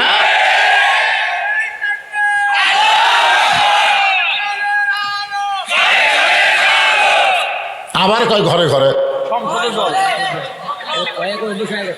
কিসের অভ্যাস? অভ্যাস পরিবর্তন করা লাগবে। আল কোরআনের আলো, কোরআন হাদিস যেখানে, দুনিয়ার মুসলমান লিল্লাহে তাকবীর। আল্লাহ তাআলা বললেন, হাবিব আপনি শুধু ইমাম থাকলে হবে না, আপনাকে নেতা হওয়া লাগবে। যতক্ষণ পর্যন্ত আপনি নেতা না হবেন ততক্ষণ পর্যন্ত নামাজ কায়েম হবে না। তখন রাসূল বলল, আবু জেহেলের যে বিশাল গুরু, আমি টুপিওয়ালা দাড়িওয়ালা, আমার যে কয়টা সাহাবী এরা তো সব দুর্বল, এক সন্ধ্যা ভাত পাই, 3 সন্ধ্যা পাই না। এই নেতার বিরুদ্ধে আমরা কেমনে লাগবো? আল্লাহ বলতেছে, যে পরিবেশ মক্কা চলতেছে এই পরিবেশে আপনাকে আবু জেহেলের সাথে টক্কর দিবেন আমি বলতেছি না। তো রাসূল কয় তাহলে কোথায় যাব? বলে দরকার হলে মক্কা পরিবর্তন করে আপনার মদিনায় যাওয়া লাগবে। আল্লাহ রাসূল মদিনায় হিজরত করলেন। সুবহানাল্লাহ বলেন। আরে মাত্র 8 বছর নবী মদিনায় কি করলেন, যার কারণে 10,000 সাহাবী নিয়ে মক্কা বিজয় হয়ে গেল। জোরে কারণ সুবহানাল্লাহ। আবু জেহেল আছে, মক্কাই শেষ। তার আগে যে কথাটা আমি বলবো, নবী মদিনায় হিজরত করার পরে সর্বপ্রথম আল্লাহ নবী যে কাজটা করলেন, সে কাজটা হলো নবী নিজের হাতে একটা মসজিদ নির্মাণ করলেন, যে মসজিদের নাম হলো মসজিদে কুবা। জোরে কারণ নাম কি? যারা হজ করছেন এখানে, হাজী সাহেব যারা আছেন, বাবা তো হজ করছেন, এখানে হাজী সাহেব যারা আছে তারা জানে যে মসজিদে কুবার মধ্যে কেউ যদি 2 রাকাত নামাজ পড়ে, আল্লাহ খুশি হয়ে তাকে একটা ওমরা হজের সওয়াব দিয়ে দেয়। এই মসজিদে কুবা নবী হিজরত করার পরে কেমনে নির্মাণ করলেন শোনেন। আল্লাহ রাসূল জায়গার মধ্যে দাঁড়িয়ে বলেন, এত সুন্দর জায়গা, যেখানে দাঁড়াইলি মনে হয় জান্নাতের বাতাস আসতেছে, এই জায়গাটা কার? মদিনার একজন আনসার বললেন, ইয়া রাসূলুল্লাহ এই জায়গা হলো একজন 2টা ইতিমের জায়গা। কিছুদিন আগে এদের বাবা মারা গেছে, আর বাবা মৃত্যুবরণের পর এই 2টা ইতিম সন্তান এই জায়গার মালিক হয়েছে। আল্লাহ রাসূল বললেন, ওই 2টা ইতিম বাচ্চাকে আমার কাছে ডাক দাও। 2টা ইতিম বাচ্চা যখন নবীর কাছে আসলেন, নবীর চেহারার দিকে ফেল ফেল করে তাকায় আছে। 400 রজগ্রহ তারা, তারি নূরেরই সারা, নইলে যে অন্ধকারে ডুবিত এই ধরনী। সবাই বলেন, নবী মোর পরশমণি, নবী মোর সোনার খনি, নবী নাম ভাবে যেজন সেই তো দোজা হানের ধ্বনি। 2টা এতিম বাচ্চা নবীর চেহারার দিকে তাকায় নজর ফিরাবার পারে না। সঙ্গে সঙ্গে নবী 2টা এতিমকে বুকের মধ্যে নিয়ে বললেন, বাবা তোমরা আমার চেহারার দিকে কি তাকায় তাকায় দেখো? বলে, মানুষ এমন সুন্দর হয় জীবনের প্রথম দেখলাম। আর আপনি যখন আমাদের 2জনকে বুকের মধ্যে টাইনা চাইপা ধরলেন, এত দরদ যে কোনো মানুষের বুকে থাকে, এইটা জীবনে প্রথম আমরা অনুভব করলাম। রাসূল চোখের পানি বের করে বলে, বেটা রে, তোরা যেমন এতিম আমিও তেমন এতিম। শিশুকালে মইরা গেছে মা, গর্ভে থাকতে মরছে পিতা, আমি চোখে দেখলাম না। শিশুকালে মইরা গেছে মা, গর্ভে থাকতে মরছে পিতা, নবী চোখে দেখলেন না। কে করিবে লালন পালন, কে দিবে সান্ত্বনা, এই দুনিয়ার বড় এতিম নবী ছিলাম একজন। বাজান, এত সুন্দর জায়গার তোমরা মালিক হইছো, এত সুন্দর জায়গা তোমরা দেখাশোনা করতেছ। দুই এতিম বাচ্চা নবীর কাছে বুকটা জোরে ধরে বলে, নবী গো, এই জায়গার মালিক আমরা না, এই জায়গার মালিক হলেন আসমানওয়ালা। ওই দুইটা বাচ্চা তখনও মুসলমান হয় নাই। ওই দুইটা বাচ্চা হলো ইহুদির বাচ্চা, তাদের বাপ ইহুদি মারা গেছে। আর দুইটা তিন বাচ্চা বলতেছে, নবী গো, এই জায়গার মালিক আমরা না, এই জায়গার মালিক হলো আসমানওয়ালা। আমরা দুই ভাই দেখাশোনার দায়িত্ব পাইছি। রাসূল বলে, জায়গাটা আমার বড় পছন্দ হয়েছে বাজান, এই জায়গায় আমি আল্লাহর ঘর মসজিদ বানাবার চাই। এর বিনিময়ে তোমরা কি চাও বলো, বিনিময়ে কি চাও? দুইটা তিন বাচ্চা বলতেছে, নবী গো, বিনিময় যদি দিবার চান তাহলে আমরা শুনেছি আল্লাহ তাআলা মুসলমানের জন্য নাকি জান্নাত তৈরি করে রেখেছেন। সঙ্গে সঙ্গে নবী দুইটা তিন বাচ্চাকে বললেন, এই জায়গাটা যে আল্লাহর ঘরের জন্য দিয়া দাও, দুনিয়াতে কোনো বিনিময় না নিলেও আল্লাহ তোমাদেরকে জান্নাতে ঘর দিয়া দিবে। সর্বপ্রথম মসজিদ নির্মাণ হলো মসজিদে কুবা। সাহাবারা বললেন, রাসূলুল্লাহ, এই মসজিদ নির্মাণের কারণ কি? রাসূল বললেন, আমরা সব দল ভাঙ্গে এক দল হব। সব দল ভাঙ্গে কয় দল? আপনাকে এই মসজিদে আওয়ামী লীগের মধ্যে যারা নামাজ পড়বে, বিএনপির মধ্যে যারা নামাজ পড়বে, জামাত ইসলাম, তাবলিগ, পীর মুরিদি যারা নামাজ পড়বে, মুয়াজ্জিন যখন আজান দেবে, আপনার বলেন তো এক এক দল কি এক এক মসজিদের জন্য যাবে, না সব দল এক মসজিদে যাবে? এই মসজিদ বানানোর কারণ হলো সব দল ভাঙ্গে আমাদেরকে এক দল হওয়া লাগবে। মসজিদের মধ্যে যখনই ঢুকবেন তখন আপনি আওয়ামী লীগ থাকবেন না, বিএনপি থাকবেন না, জামাত থাকবেন না, পীর মুরিদি থাকবেন না, সব ভাই কাতারবদ্ধ হয়ে কালোর কাছে ফর্সা, ফর্সার কাছে কালো, উঁচার কাছে নিচু, নিচুর কাছে উঁচা, ধনীর কাছে গরিব, গরিবের কাছে ধনী, এমনকি এসপির কাছে চকিদার পর্যন্ত দাঁড়িয়ে যাবে। ধরে কোন ঠিক কিনা? নেতার কাছে তার সামচা দাঁড়াবে। বলা হয়েছে পায়ের গোড়ালির সঙ্গে গোড়ালি মিল করবা, কাতারবদ্ধ হয়ে নামাজ পড়বা। সবাই যখন দাঁড়াইছে, আওয়ামী লীগ দাঁড়াইছে, বিএনপি দাঁড়াইছে, জাতীয় পার্টি, সবাই কাতারবদ্ধ হয়ে দাঁড়ায় গেছে। এক কাতারের মধ্যে দুই কাতার, তিন কাতার হয়েছে। এমন সময় ইমামতি কে করবি? হুজুর, একটা হুজুর নাই। একজন বলতে, হুজুর না থাকলে কি হবে? ইসলামী দলের একজন আছে। কোন দল? কথা কন না কেন? কোন দল? কয় নম্বর কাতারত? কয় 4 নম্বরত। আমি বুঝানোর জন্য বলতেছি, এখন আপনারা বলেন তো, ইসলামী দলের যে লোকটা 4 নম্বর কাতারে আছে, সে যদি নামাজ পড়াবার পরে তাকে আপনার 4 নম্বরে রাখবেন না সামনে দিবেন? সামনে না 4 নম্বরে?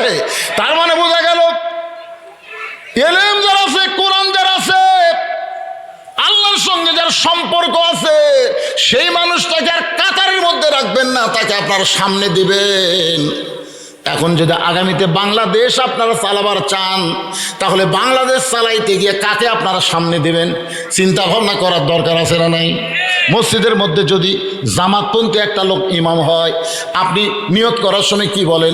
একতে দায়িত্ব বিহাদাল, ইমাম কন না রাজাকার কন? এ কথা কন না কেন? ইমাম কন। তার মানে বোঝা গেল মসজিদের মধ্যে আপনারা ইমাম মানবেন, সমাজের মধ্যে নেতা মানবেন না। এইটা কিন্তু নামাজের শিক্ষা না। নামাজের শিক্ষা হলো মসজিদের নেতাও যিনি, সমাজের নেতাও হবেন তিনি। ধরে কোন ঠিক কিনা? এইটাই কিন্তু নামাজের গুরুত্ব ভাইজান। এই নামাজ কিন্তু সব মানুষকে এক কাতারের মধ্যে নিয়ে আসে। এই কারণে নামাজ কায়েমের কথা বলা হয়েছে। নামাজ পড়লে মানুষ মুনাফিক হবে। জামাত বাঁধতে একা একা যদি কেউ নামাজ পড়ে, সেই ব্যক্তি মুনাফিক হবে। একটা মুনাফিকের সিমটম আপনাদের কাছে বলতেছি। বহুদিন বউকে বউ বলেছে, ভিক্ষা যদি করবার চান বাদশাহ শাহজাহানের কাছে যান। বাদশাহ শাহজাহানের কাছে গিয়ে কান্দা কান্দা করবেন, এমন ভিক্ষা দিবে আর কোনোদিন ভিক্ষা করা লাগবে না। এখন বইয়ের বুদ্ধি শুনে ফকির চলে গেছে বাদশাহ শাহজাহানের রাজ দরবারে। একজন মন্ত্রীকে বলতেছে, বাদশাহ কোথায়? বলে, বাদশাহ ওই ঘরের মধ্যে ঢুকছে। ফকির ঘরের মধ্যে দিয়ে দেখে ঘরের দরজা বন্ধ, একটা জানালার পাল্লা খোলা আছে। এই জানালার পাল্লা দিয়ে তাকায় দেখে গোটা ঘরের মধ্যে একজন মাত্র মানুষ দুই হাত তুলে কাঁদতেছে আর বলতেছে, ও বাদশার বাদশাহ, তোমার দরবারে আমি ফকির, আমি ফকির। ফকির বলে চোখের পানিতে গাল ভিজে দেয়। ফকির চিন্তায় পড়ে গেল, বইয়ের বুদ্ধি শুনে আসলাম বাদশার কাছে। আয়সা দেখি বাদশাহ নিজেই ফকির হয়ে কাঁদতেছে। বাদশাহ যদি নিজেই ফকির হয় তাহলে আমার মতন ফকির তো পাওয়ার কিছুই নাই। মন খারাপ করে যখন ফকির চলে যাচ্ছেন, এমন সময় দারোয়ান বলতেছে, বাবা আপনার কি বাদশার সাথে দেখা হয়েছে নাকি? ফকির রাগ করে বলে, এ দারোয়ানের বাচ্চা দারোয়ান, খালি দরজা পাহারা দিস, ভিতরের খবর জানিস না? ভিতরের খবর যদি জানিস তাহলে এরকম বলতে পারতিস না। তোরা তাকে বাদশাহ বাদশাহ বলে পূজা করতেছিস। আমি নিজের চোখে দেখলাম ফকির হয়ে কাঁদতেছে। সব দারোয়ান ফকিরকে ধরেছে। এমন সময় বাদশাহ শাহজাহান মুনাফিক বের হয়েছে। ধরে কোন কে বের হয়েছে? কথা কয় না। মুনাফিক বের হয়েছে কারণ একলা নামাজ পড়ে, জামাতে নামাজ পড়ে না। জামাতে নামাজ পড়লে তার মধ্যে কোনো অহংকার থাকবে না। তেলতলা পায়ের কাছে ফাটা পা জোড়া লাগবে। জোরে কোন কথা ঠিক কিনা? কিন্তু একলা একলা যখন নামাজ পড়ে নিজে কিন্তু হাসি না। তাহাজ্জুদ নামাজ পড়ে, যায় নামাজ খোঁজে। জোরে কোন কথা ঠিক কিনা? কিন্তু একলা একলা বাদশাহ শাহজাহান একলা একলা কায়েম, ফকির ফকির ফকির, চোখ দিয়ে পানি ছাইড়া দিস। সব দারোয়ান ধরে, কেউ কিল মারে, কেউ ঘুষি মারে। ফকির চিল্লে বলে, যতই মার মারিস না কেন, নিজের চোখে দেখা জিনিস মিথ্যা বলা যাবে না। এমন সময় বাদশাহ শাহজাহান বলে, রে দারোয়ানরা, কারে মারতেছো, কেন মারতেছো? বলে, জাহাপনা আপনি নাকি ফকির হয়ে গেছেন, আপনি বাদশাহ নাই। সঙ্গে সঙ্গে মুনাফিক বাদশাহ শাহজাহান দৌড়ে এসে ফকিরের দাড়ি ধরে বলে, এই ফকির, তুই কি জানিস না আমি মুঘল সম্রাট শাহজাহান? তুই কি জানিস না? ফকির বলে, এটাই তো জানতাম, কিন্তু ঘরের জানলার কাছে গিয়ে কি দেখলাম, আপনার মতোই একজন মানুষ দুই হাত তুলে বলতেছে, ও বাদশার বাদশাহ, তোমার দরবারে আমি ফকির, আমি ফকির। সঙ্গে সঙ্গে বাদশাহ শাহজাহান নিজের গালে নিজে সর দিয়ে বলে, আমি মুনাফিক, আমি মুনাফিক। আমি আল্লাহর ঘরে যতক্ষণ ফকির সাজি ততক্ষণ, আর আল্লাহর ঘর থেকে বের হলেই আমি বাদশাহ হয়ে যাই। আল্লাহর ঘরে ফকির হবে, নিজের ঘরে বাদশাহ হবে। এরা মুসলমান না, এরা হলো মুনাফিক। জোরে বলেন ঠিক কিনা? বলতেছে আমি মুনাফিক, আল্লাহর ঘরে যতক্ষণ ফকির সাজি, ফকির হই না, সাজি। কি মসজিদে যখন যাবেন তখন এক রূপ, মসজিদ থেকে বার হবেন আর এক রূপ। এটা হলে চলবে না। নামাজের মাধ্যমে, জামাতের মাধ্যমে আল্লাহ প্রত্যেকটা মুসলমানকে ভাই ভাই বানায় দিবে। ধরে কোন কথা ঠিক কিনা? আপনি দুপুরের আগে ভাত খাচ্ছেন, খেয়ে জনাজ পড়ার গেছেন, ভাই খালি ঢেকুস মারতেছেন, পেট উঁচা হয়ে আছে, 4 তরকারিতে ভাত খাচ্ছেন। আপনার পাশে একজন কাতার সোজা করতেছে, ওই আজকে 2 দিন হল আর বাড়িতে খাওয়াই নাই। আপনি কি খালি গোড়ালি ঠিক করলে হবে না ভুঁড়িও ঠিক করা লাগবে? এই জন্য আল্লাহ রাসূল বলেছেন, নামাজের সালাম ফেরানোর পরেই তোমার ভাইটার তুমি হাত ধরবা। হাত ধরবা, ভাইজান তোর বাড়ি কোথায় ভাই? আজকে তোমার খবর কি, হাল হাকিকত জানবা? জামাতে নামাজ পড়া মানে না সালাম ফেরালে যার মনে তাই দৌড় না। প্রত্যেকটা মুসলমান, কুল্লু মুসলিম ইখওয়া, প্রত্যেকটা মুসলমান ভাই ভাই, এই পরিচয় জামাতের মাধ্যমে দেওয়া লাগবে। জোরে কথা ঠিক কিনা? আপনারা বলেন তো, যারা খালি নামাজের জামাত করে তাদের কথা ভিন্ন, যারা জামাত ইসলাম করে বাংলাদেশের যে কোনো এক জায়গায় যদি কোনো ভাই বিপদে পড়ে আর এক ভাই দৌড়ে গিয়ে তাকে সাহায্য করে। জোরে কথা ঠিক কিনা? খালি নামাজের জামাত করলে হবে না, ইসলামেরও জামাত করা লাগবে, ইসলামেরও দল করা লাগবে। কথা আমার বুঝতে পারতেছেন?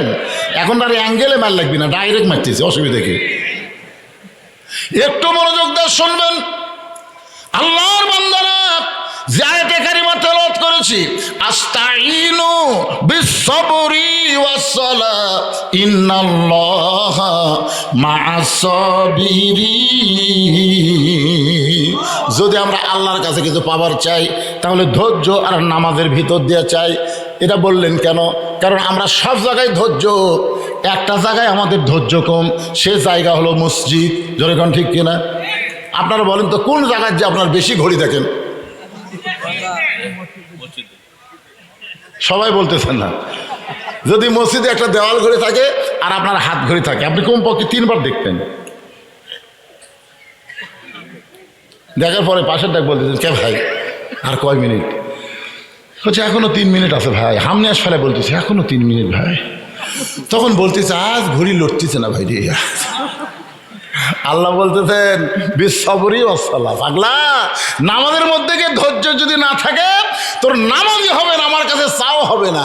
আর সালাম ফিরানোর সাথে সাথে, সালাম ফিরেছে কি, সালাম ফিরানোর সাথে সাথে আপনি মোনাজাত করবার হুকুম কে দিচ্ছে আপনাকে? বিশ্বরি ওয়াসসালাম। যদি আল্লাহর কাছে কিছু পাওয়ার চান, ধৈর্য আর নামাজের মাধ্যমে চাইতে হবে। দোয়া দরুদ পড়তে হবে কমপক্ষে 2 থেকে 3 মিনিট। রাসূল দোয়া দরুদ পড়েছেন, সালাম ফেরানোর পর দোয়া দরুদ পড়েছেন। সম্মিলিত মোনাজাত গুরুত্ব না, দোয়া দরুদ পড়া হলো গুরুত্ব। ধরে কর কথা ঠিক কিনা? এই আপনারা বলেন তো, কোনো ফকির যদি এইরকম করে বাড়ি বাড়ি ভিক্ষা করে, ওই সারাদিন অন্তর কয় সার চাউল পাবে? মা সাথে ভিক্ষা দাও কেন? মা সাথে ভিক্ষা দাও কেন? কোন মা পয়সা থেকে ভিক্ষা নিয়ে ফকিরই নাই। আর এক দরজার কাছে মা সাথে ভিক্ষা দাও কেন? ওই ভিক্ষা পাবি? ওই সারা জীবন ভিক্ষা করবি কিন্তু পাবি না। আজকে আমরা যে মোনাজাত করতেছি আল্লাহর কাছে, এটা আমরাও পাবো না। আল্লাহ ফেরেশতাকে বল লাইন ধরছে দিবি, ঈদের মধ্যে আল্লাহ শেষ। কি আস্তাইনু বিসসবরি ওয়াসসালাহ।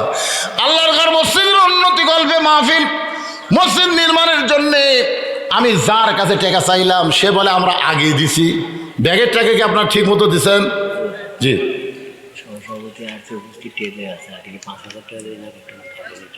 সহসভাপতি আতাউর রহমান উনি আসছেন। কোথায় আতাউর রহমান ভাই? কোথায়? কখন আসছেন?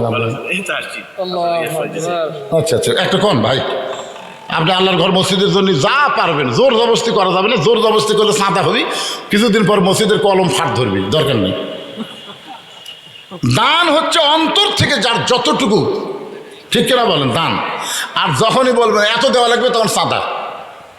মসজিদের জন্য আমরা দান চাবো, সাঁতা চাবো না, ঠিক কিনা বলেন? তো সহসভাপতি সাহেব ইচ্ছা মতো কতটুকু পারবেন। আর সোহেল ভাই উনি আগে দিয়েছেন 5,000 টাকা, আজকে আবার নতুন করে কত দিবেন ভাই? সোহেল ভাইকে আজকে 5,000 দিচ্ছে, মাশাআল্লাহ 5,000 টাকা দান করছে। আল্লাহ সোহেল ভাইয়ের দানকে আল্লাহ আপনি কবুল করেন। জোরে বলে আল্লাহুম্মা আমিন। বলেন বলেন সহসভাপতি বলেন। এটা কি? এই আবার প্রশ্ন দিচ্ছে, দেখেন তো প্রশ্নটা আপনাকে সবার জন্যই না, খালি একজনের জন্যে। আমার উপর গোসল ফরজ হয়েছে কিন্তু মুখে খাবার আটকে আছে, তাহলে কি আমার ফরজ গোসল আদায় হবে? তাহলে হুজুর পান খায়, তাদের তো দাঁত আটকে থাকে, তারা কি গোসল আদায় হবে? যারা পান খায় তারকে আটকে থাকে, তুমি খাড়াইতে দেখছা? যদি না দেখো তাহলে তুমি মিথ্যাবাদী হবে। কারণ যে লোক পান খায় তার দাঁতের মধ্যে পান আটকে থাকে, আটকে যদি থাকে তাহলে তো অবশ্যই হবে না। একটা দাড়ি যদি আপনি দাঁড়িয়ে যৌদি করবে গেলে দাড়ি পর্যন্ত খিলাল করা লাগে, খিলাল করা লাগে না? আপনার যারকে দাড়ি নাই তারকে তো তেল তালা আরামসে মারতেছেন, কিন্তু আমাকে তারা দাড়ি এই দিক থেকে মারা লাগে, এদিক থেকে মারা লাগে, এদিক থেকে মারা লাগে, দাড়ির গোড়ায় গোড়ায় পানি পৌঁছানো লাগবে। তাহলে যারা পান খায় ওরা কি পান থুয়ার কেউ সে হুঁশ নাই? সব পরিষ্কার করবে। আপনি হয়তো পান খাওয়া পছন্দ করেন না, এই জন্য বলতেছেন। পান খান কিন্তু পানের সাথে নেশা হয় এরকম কিছু খাইন না। খান, পান খেলে অনেক লোকের পিত্তি ব্যারাম আছে, পান না খেলে সমস্যা আছে, গ্যাস আছে, খান। পান খাওয়া তার হারাম না, কিন্তু পানের সাথে নিশাদ্রব্য জিনিস যেটা খাইলে আপনার নেশা হবে, না খাইলে পান না খাইলে আপনি থাকবার পারতে অস্থির হয়ে যাচ্ছে, এগুলো ইসলামে জায়েজ করেনি। আমার কথাটা বুঝলেন? পাইকারি হারে একেবারে পানের উপর একটা হারাম ফতোয়া দিয়েন না। হালালও বাইয়িনুন হারামও বাইয়িনুন। আল্লাহ কোরআনে বলেছেন হারামও প্রকাশ্য, হালালও প্রকাশ্য। যেটা হারাম না সেটা হারাম বলা কবিরা গুনাহ, আর যেটা হারাম সেটা হালাল বলাও কবিরা গুনাহ। আমার কথা কি বুঝলেন? এই জন্যে ফতোয়ার ব্যাপারে একটু সতর্ক হবেন ইনশাআল্লাহ। আমাদের বাংলাদেশে কিছু আহলে হাদিস বক্তারা বের হয়েছে, এরা ইসলামে আন্দোলনের ব্যাপারে কোনো কথাই বলে না, কোনো কথা বলে না। এই শালারা খালি এই ফেতনা বাজাদা কয়েকটা কথা কয়, আমিন জোরে কবি নাচতে কবি। আমিন কন রে বাবা, জোরে নাচতে কন। তারাবির নামাজে রমজান মাস আসতে শুরু হয়ে যাবে। আমাকে এলাকা তারা আহলে হাদিস লাগতেছে না, সৌদি আরবে কাম করবে গেছিল, 4 বছর কাম করে এসে উনি এক মুফতি হয়ে গেছে। না না, তারাবি আমরা 8 রাকাতের উপর পড়িনি, তারাবি হচ্ছে 8 রাকাত, আমরা হুজুরে পড়ি 20 রাকাত, ওই আসে ফতুয়া দিছে 8 রাকাত। এমনভাবে খাড়া হচ্ছে বুঝলেন, 2 পাও 2 দিকে দিছে একেবারে। নামাজে কীভাবে দাঁড়ান লাগবে সে নিয়ম ইসলামে আছে না নেই? পায়ের সঙ্গে পা লাগায় যদি আপনার দাঁড়ান, কাতার ফাঁক না বন্ধ করে দেবেন সেটা ভিন্ন কথা, কিন্তু তারও তো একটা এরিয়া আছে রে ভাই। আপনি যখন 2 পা 2 দিয়ে গেলেন, মাঝখানে কী হলো? যারকে গ্যাস বেশি তারকে তো ঘন ঘন বাড়ি হয়ে যাবি, ধরে কোন ঠিক কিনা? এই জন্য একটু চাপা ধরে ধরে আপনার নামাজ পড়বে ভাই। নামাজের মধ্যে শয়তান সবসময় চাবে, মিন শারিল ওয়াসওয়াসিল খান্নাস, অজু নষ্ট করতে চাবে, এ করতে চাবে। আর শীতের দিন একবার অজু নষ্ট হয়ে গেলে ওই দরকার নামাজ ছাড়বি, তা অজু করবি না, ধরে কোন ঠিক কিনা? এই জন্য যাই হোক, এগুলো ফতোয়াবাজি না করে আমি যে আলোচনা করলাম নামাজ সম্পর্কে, এই ব্যাপারে যদি আপনাদের কারো কোনো প্রশ্ন থাকে করতে পারেন। সিয়ার চলবি না এক কথা, আমার কথা কি বুঝলেন? কারণ নামাজের যে কয়টা ফরজ তার মধ্যে দাঁড়িয়ে নামাজ পড়া কথা কয় না কি ফরজ, এই জন্য সিয়ার চলবে না। যদি আপনি দাঁড়াবার পরেন, হেঁটে হেঁটে মসজিদে আসেন, তাহলে দাঁড়িয়ে থেকে আপনি নামাজের নিয়ত করেন। যদি প্রয়োজন হয় যে আপনি দাঁড়াবার মতন পারতেছেন, বসে থেকে নামাজ পড়েন, বসে থেকে যদি না পারেন শুয়ে থেকে পড়েন, শুয়ে থেকে যদি না পারেন ইশারা দিয়ে পড়েন, কিন্তু সিয়ারে পড়া যাবে না। কারণ লিল্লাহি কানিতিন, আল্লাহ বলেছেন কুমু লিল্লাহি কানিতিন, আনুগত্য নিয়ে আমার সামনে দাঁড়াও। সিয়ারে বসলে আনুগত্য হয় না ভাই, সিয়ারে বসলে ভিতরে একটা ভাব তৈরি হয়, জোরে কোনো কথা ঠিক কিনা? আল্লাহ পাক আমাদের সবাইকে আনুগত্য নিয়ে, মোটামুটি ধৈর্য নিয়ে আল্লাহর নামাজ পড়ার তৌফিক দান করুক। সকলে বলে আল্লাহুম্মা আমিন। আমার সম্মানিত মা বোনেরা, পর্দার অন্তরে যারা বসে আছেন তারা চিন্তা করতেছেন, হুজুর আজকে ওয়াজের শুরু থেকে পর্যন্ত শুধু নামাজের ওয়াজ করলেন, আমাদেরকে কোনো ওয়াজ করবেন না। আমি মেয়েদের জন্য বলতেছি, মা নামাজ শুধু পুরুষ মানুষের জন্য না, মেয়েদের জন্যও নামাজ। কিন্তু মেয়েরা নামাজ পড়ার আগে তাদের গুরুত্ব হবে পর্দা। রাসূল বলেছেন, পর্দা যদি কোনো মেয়ের কমজোরি হয়, তার নামাজ রোজা হজ জাকাত কোনোটা আল্লাহর দরবারে কবুল হবে না। মেয়েদের যত আমল আছে, আমল বিল আরকানের মধ্যে 1 নম্বর আমল হলো পর্দা। আমার মা বোনেরা পর্দার মধ্যে থাকবেন। আল্লাহ কোরআনে বলেছেন, অকরনা ফি বুয়ুতিকুন্না ওয়ালা তাবাররুজনা তাবাররুজাল জাহিলিয়াতিল উলা। রাসূল বলেন, ফাতেমা শুধুমাত্র পর্দা নিশি হওয়ার কারণে আল্লাহ তোমাকে জান্নাতি নারীদের নেত্রী হিসাবে কবুল করেছে। ফাতেমা এমন পর্দা নিশি ছিলেন। গত বছর আপনাদের ওয়াজ শোনাইছি, গভীর রাত্রে দুনিয়া থেকে বিদায় নিয়েছেন। হযরত আলী গভীর রাত্রে দাফন করার পরে আল্লাহর কাছে বলতেছে, আল্লাহ আমার ফাতেমাকে তুমি কবুল করে নাও। এ দোয়া করার পরে তাকায় দেখে সামনে কয়েকটা পুরাতন কবর দেখা যায়। এইমাত্র ফাতেমার নতুন কবর দিছে, সেই নতুন কবর আর জান্নাতুল বাকির মধ্যে নাই। পুরাতন কবরের মধ্যে যারা হযরত আলী চিৎকার করে বলতেছে, ফাতেমার কবর, ফাতেমার কবর। কে যেন ডাকতে বলে, আলী রে, ফাতেমা পর্দা নিশি, আমি আল্লাহ জোহরা ডিগ্রি দিয়ে ফাতেমার কবরটাকে কিয়ামত পর্যন্ত পর্দা করেছি। আমার মা বোনদের জন্য বলতেছি, মা সব সময় পর্দার মধ্যে থাকবেন, পর্দাকে গ্রহণ করবেন, পর্দার মধ্যে ইবাদত করবেন। পর্দার মধ্যে শালীনতা বজায় রাখলে আল্লাহ তাআলা রহমত বরকত ওই বাড়িতে দিয়ে দিবে। ধরে করুন সুবহানাল্লাহ। পর্দা নিশি নারীর সন্তান ভালো হবে। এই সন্তান দুনিয়াতে আসবে, সিজার করা লাগবে না। কারণ কোনো পর্দা নিশি মেয়ে সিজার করবে না, কারণ সিজার করবার গেলে মেয়ে ডাক্তারের চাইতে পুরুষ ডাক্তারই বেশি। ধরে কোন ঠিক কিনা? নাড়া ছাড়া পেট কাটবে, নাড়া ছাড়া পেট কাটবে, এটা অনেক পর্দা নিশি মেয়েরা পছন্দ করবে না। দরকার হলে মরে যাব, কিন্তু পরপুরুষ আমার পর্দার জায়গায় হাত দিব। এই জন্য তারা নর্মালে বাচ্চা নিবে। নর্মালে বাচ্চা তো আগে সবাই নিছে। এই ট্রেনের উপর আমরা যত মানুষ বসে আছি, আমাদের মধ্যে একটা ব্যক্তিও নাই সিজার করা আছে, দেখেন একটাও সিজার করা নাই। তার মানে আপনারা কি মনে করতেছেন, আমাদের মায়েরা, আমাদের দাদিরা কি মারা গেছে নাকি? এমন কথা বলা হয়েছে, কি বলবো প্রসবের কথা, মা বিনে সেই ব্যথা কেউ তো বুঝিবে না। মাজন ঠেকিয়া সন্তানের দায়, ওয়াকালে মা মারা যায়। মায়ের পায়ের তলে আল্লাহ জান্নাত দেওয়ার কারণ একটাই, মা কষ্ট সহ্য করে সন্তানকে প্রসব করে। জোরে কোন সুবহানাল্লাহ। কিন্তু এখন সিজার, এই যে সিজার করার কারণে আমাকে ছেলেরা যে দৌড়াদৌড়ি করতেছে, মাহফিলে বসতেছে না, কারণ কি জানেন? জন্মের 2 দিন আগে ওর মায়ের পেট কাটছে। ওর তো নর্মালি জন্ম হবে 2 দিন পরে, নর্মালি হবে, কিন্তু ওর মায়ের অধৈর্যের কারণে 2 দিন আগে পেট কাটে দেখে ওর ঘুমই ভাঙেনি। আপনারা যেখানে সিজার করে খোঁজ নিয়েছেন, আমি নার্সের কাছ থেকে খোঁজ নিয়েছি যে সন্তান যখন ঘুম ভাঙে না তখন ঘুম ভাঙানোর কারণ কি জানেন? এই 2 পাও ধরে এরকম একটা আমার দিকে তাকান, মাথার উপর তুলে এইরকম একটা ঘুরান দেয়, ওই ঘুরানো ওই বাচ্চা মাথার ঝাঁকি খায়, কান ধরে করে কান্দা ওঠে। এই যে ঝাঁকি খাওয়া খেলো, এখন মোবাইল ছাড়া ভাত খায় না, মোবাইল ছাড়ার কান্না বন্ধ হয় না। যেই ছোট বাচ্চা মোবাইল ছাড়া ভাত খায় না, মোবাইল ছাড়া কান্না বন্ধ হয় না, এরা কোনোদিন কোরআনের কর্মী হবে না, এরা মেসি নেইমারের সাপোর্টার হবে। জোরে জোরে কথা ঠিক না? আমি আমার মা বোনদের জন্য বলি, বাংলাদেশে 3টা জিনিস খুবই গুরুত্বপূর্ণ। একটা হলো বড় ডাক্তারের বইয়ের কোনোদিন সিজার লাগে না, 2 নম্বর মৌলানার বাড়িতে কোনোদিন মিলাদ হয় না, 3 নম্বর পীরের বউ কোনোদিন মুরিদ হয় না। আপনার খেয়াল করে দেখবেন, আমাদের বগুড়া জেলার যত বড় ডাক্তার আছে, একটা ডাক্তারও সিজার করে বাচ্চা নেয়নি, সব নর্মালে বাচ্চা আছে। আর মৌলানা যারা এরকে বাড়িতে কিন্তু মিলাদ হয় না, এরা পরের বাড়িতে পড়ায়, কারণ জানে মিলাদ একটা ফাও জিনিস, কামাকাটে একল করে। আর একটা হলো পীরের বউ মুরিদ হয় না, কারণ হলো পীরের বউ জানে আমার পীর মাঝে মধ্যে মুরিদের বইয়ের দিকে চোখ মারে, এই লুচ্চার হাতায় মুরিদ হমো। বাংলাদেশের অধিকাংশ পীরই হচ্ছে লুচ্চা। জানকন কি? লুচ্চা। এই শালা লুচ্চারা বাংলাদেশে কখনো চাবে না যে আল্লাহর কোরআন দিয়ে বাংলাদেশ চলুক। জোরে কোন ঠিক কিনা?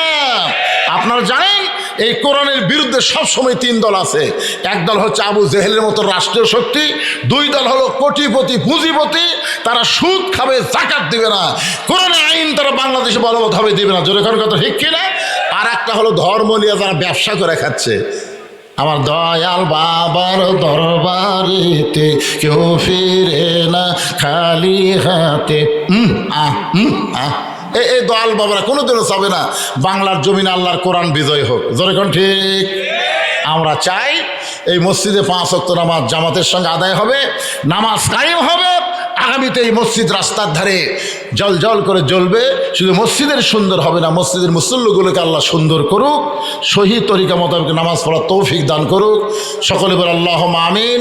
আমি এখানে একটা মোনাজাত করে দিব, এরপরে এশার জামাত হবে। তারপরে আজকের মাহফিলের অন্যতম আকর্ষণ আন্তর্জাতিক খ্যাতি সম্পন্ন মুফাসসিরে কোরআন হযরত মাওলানা ইমদাদ হোসেন জিহাদি ঢাকার বক্তা আপনাদের সামনে এশার পরে আলোচনা করবে। আমি এখান থেকে বিদায় নিয়ে চলে যাচ্ছি। সংক্ষিপ্ত একটা মোনাজাত। আল্লাহুম্মা আমিন। আয় আল্লাহ।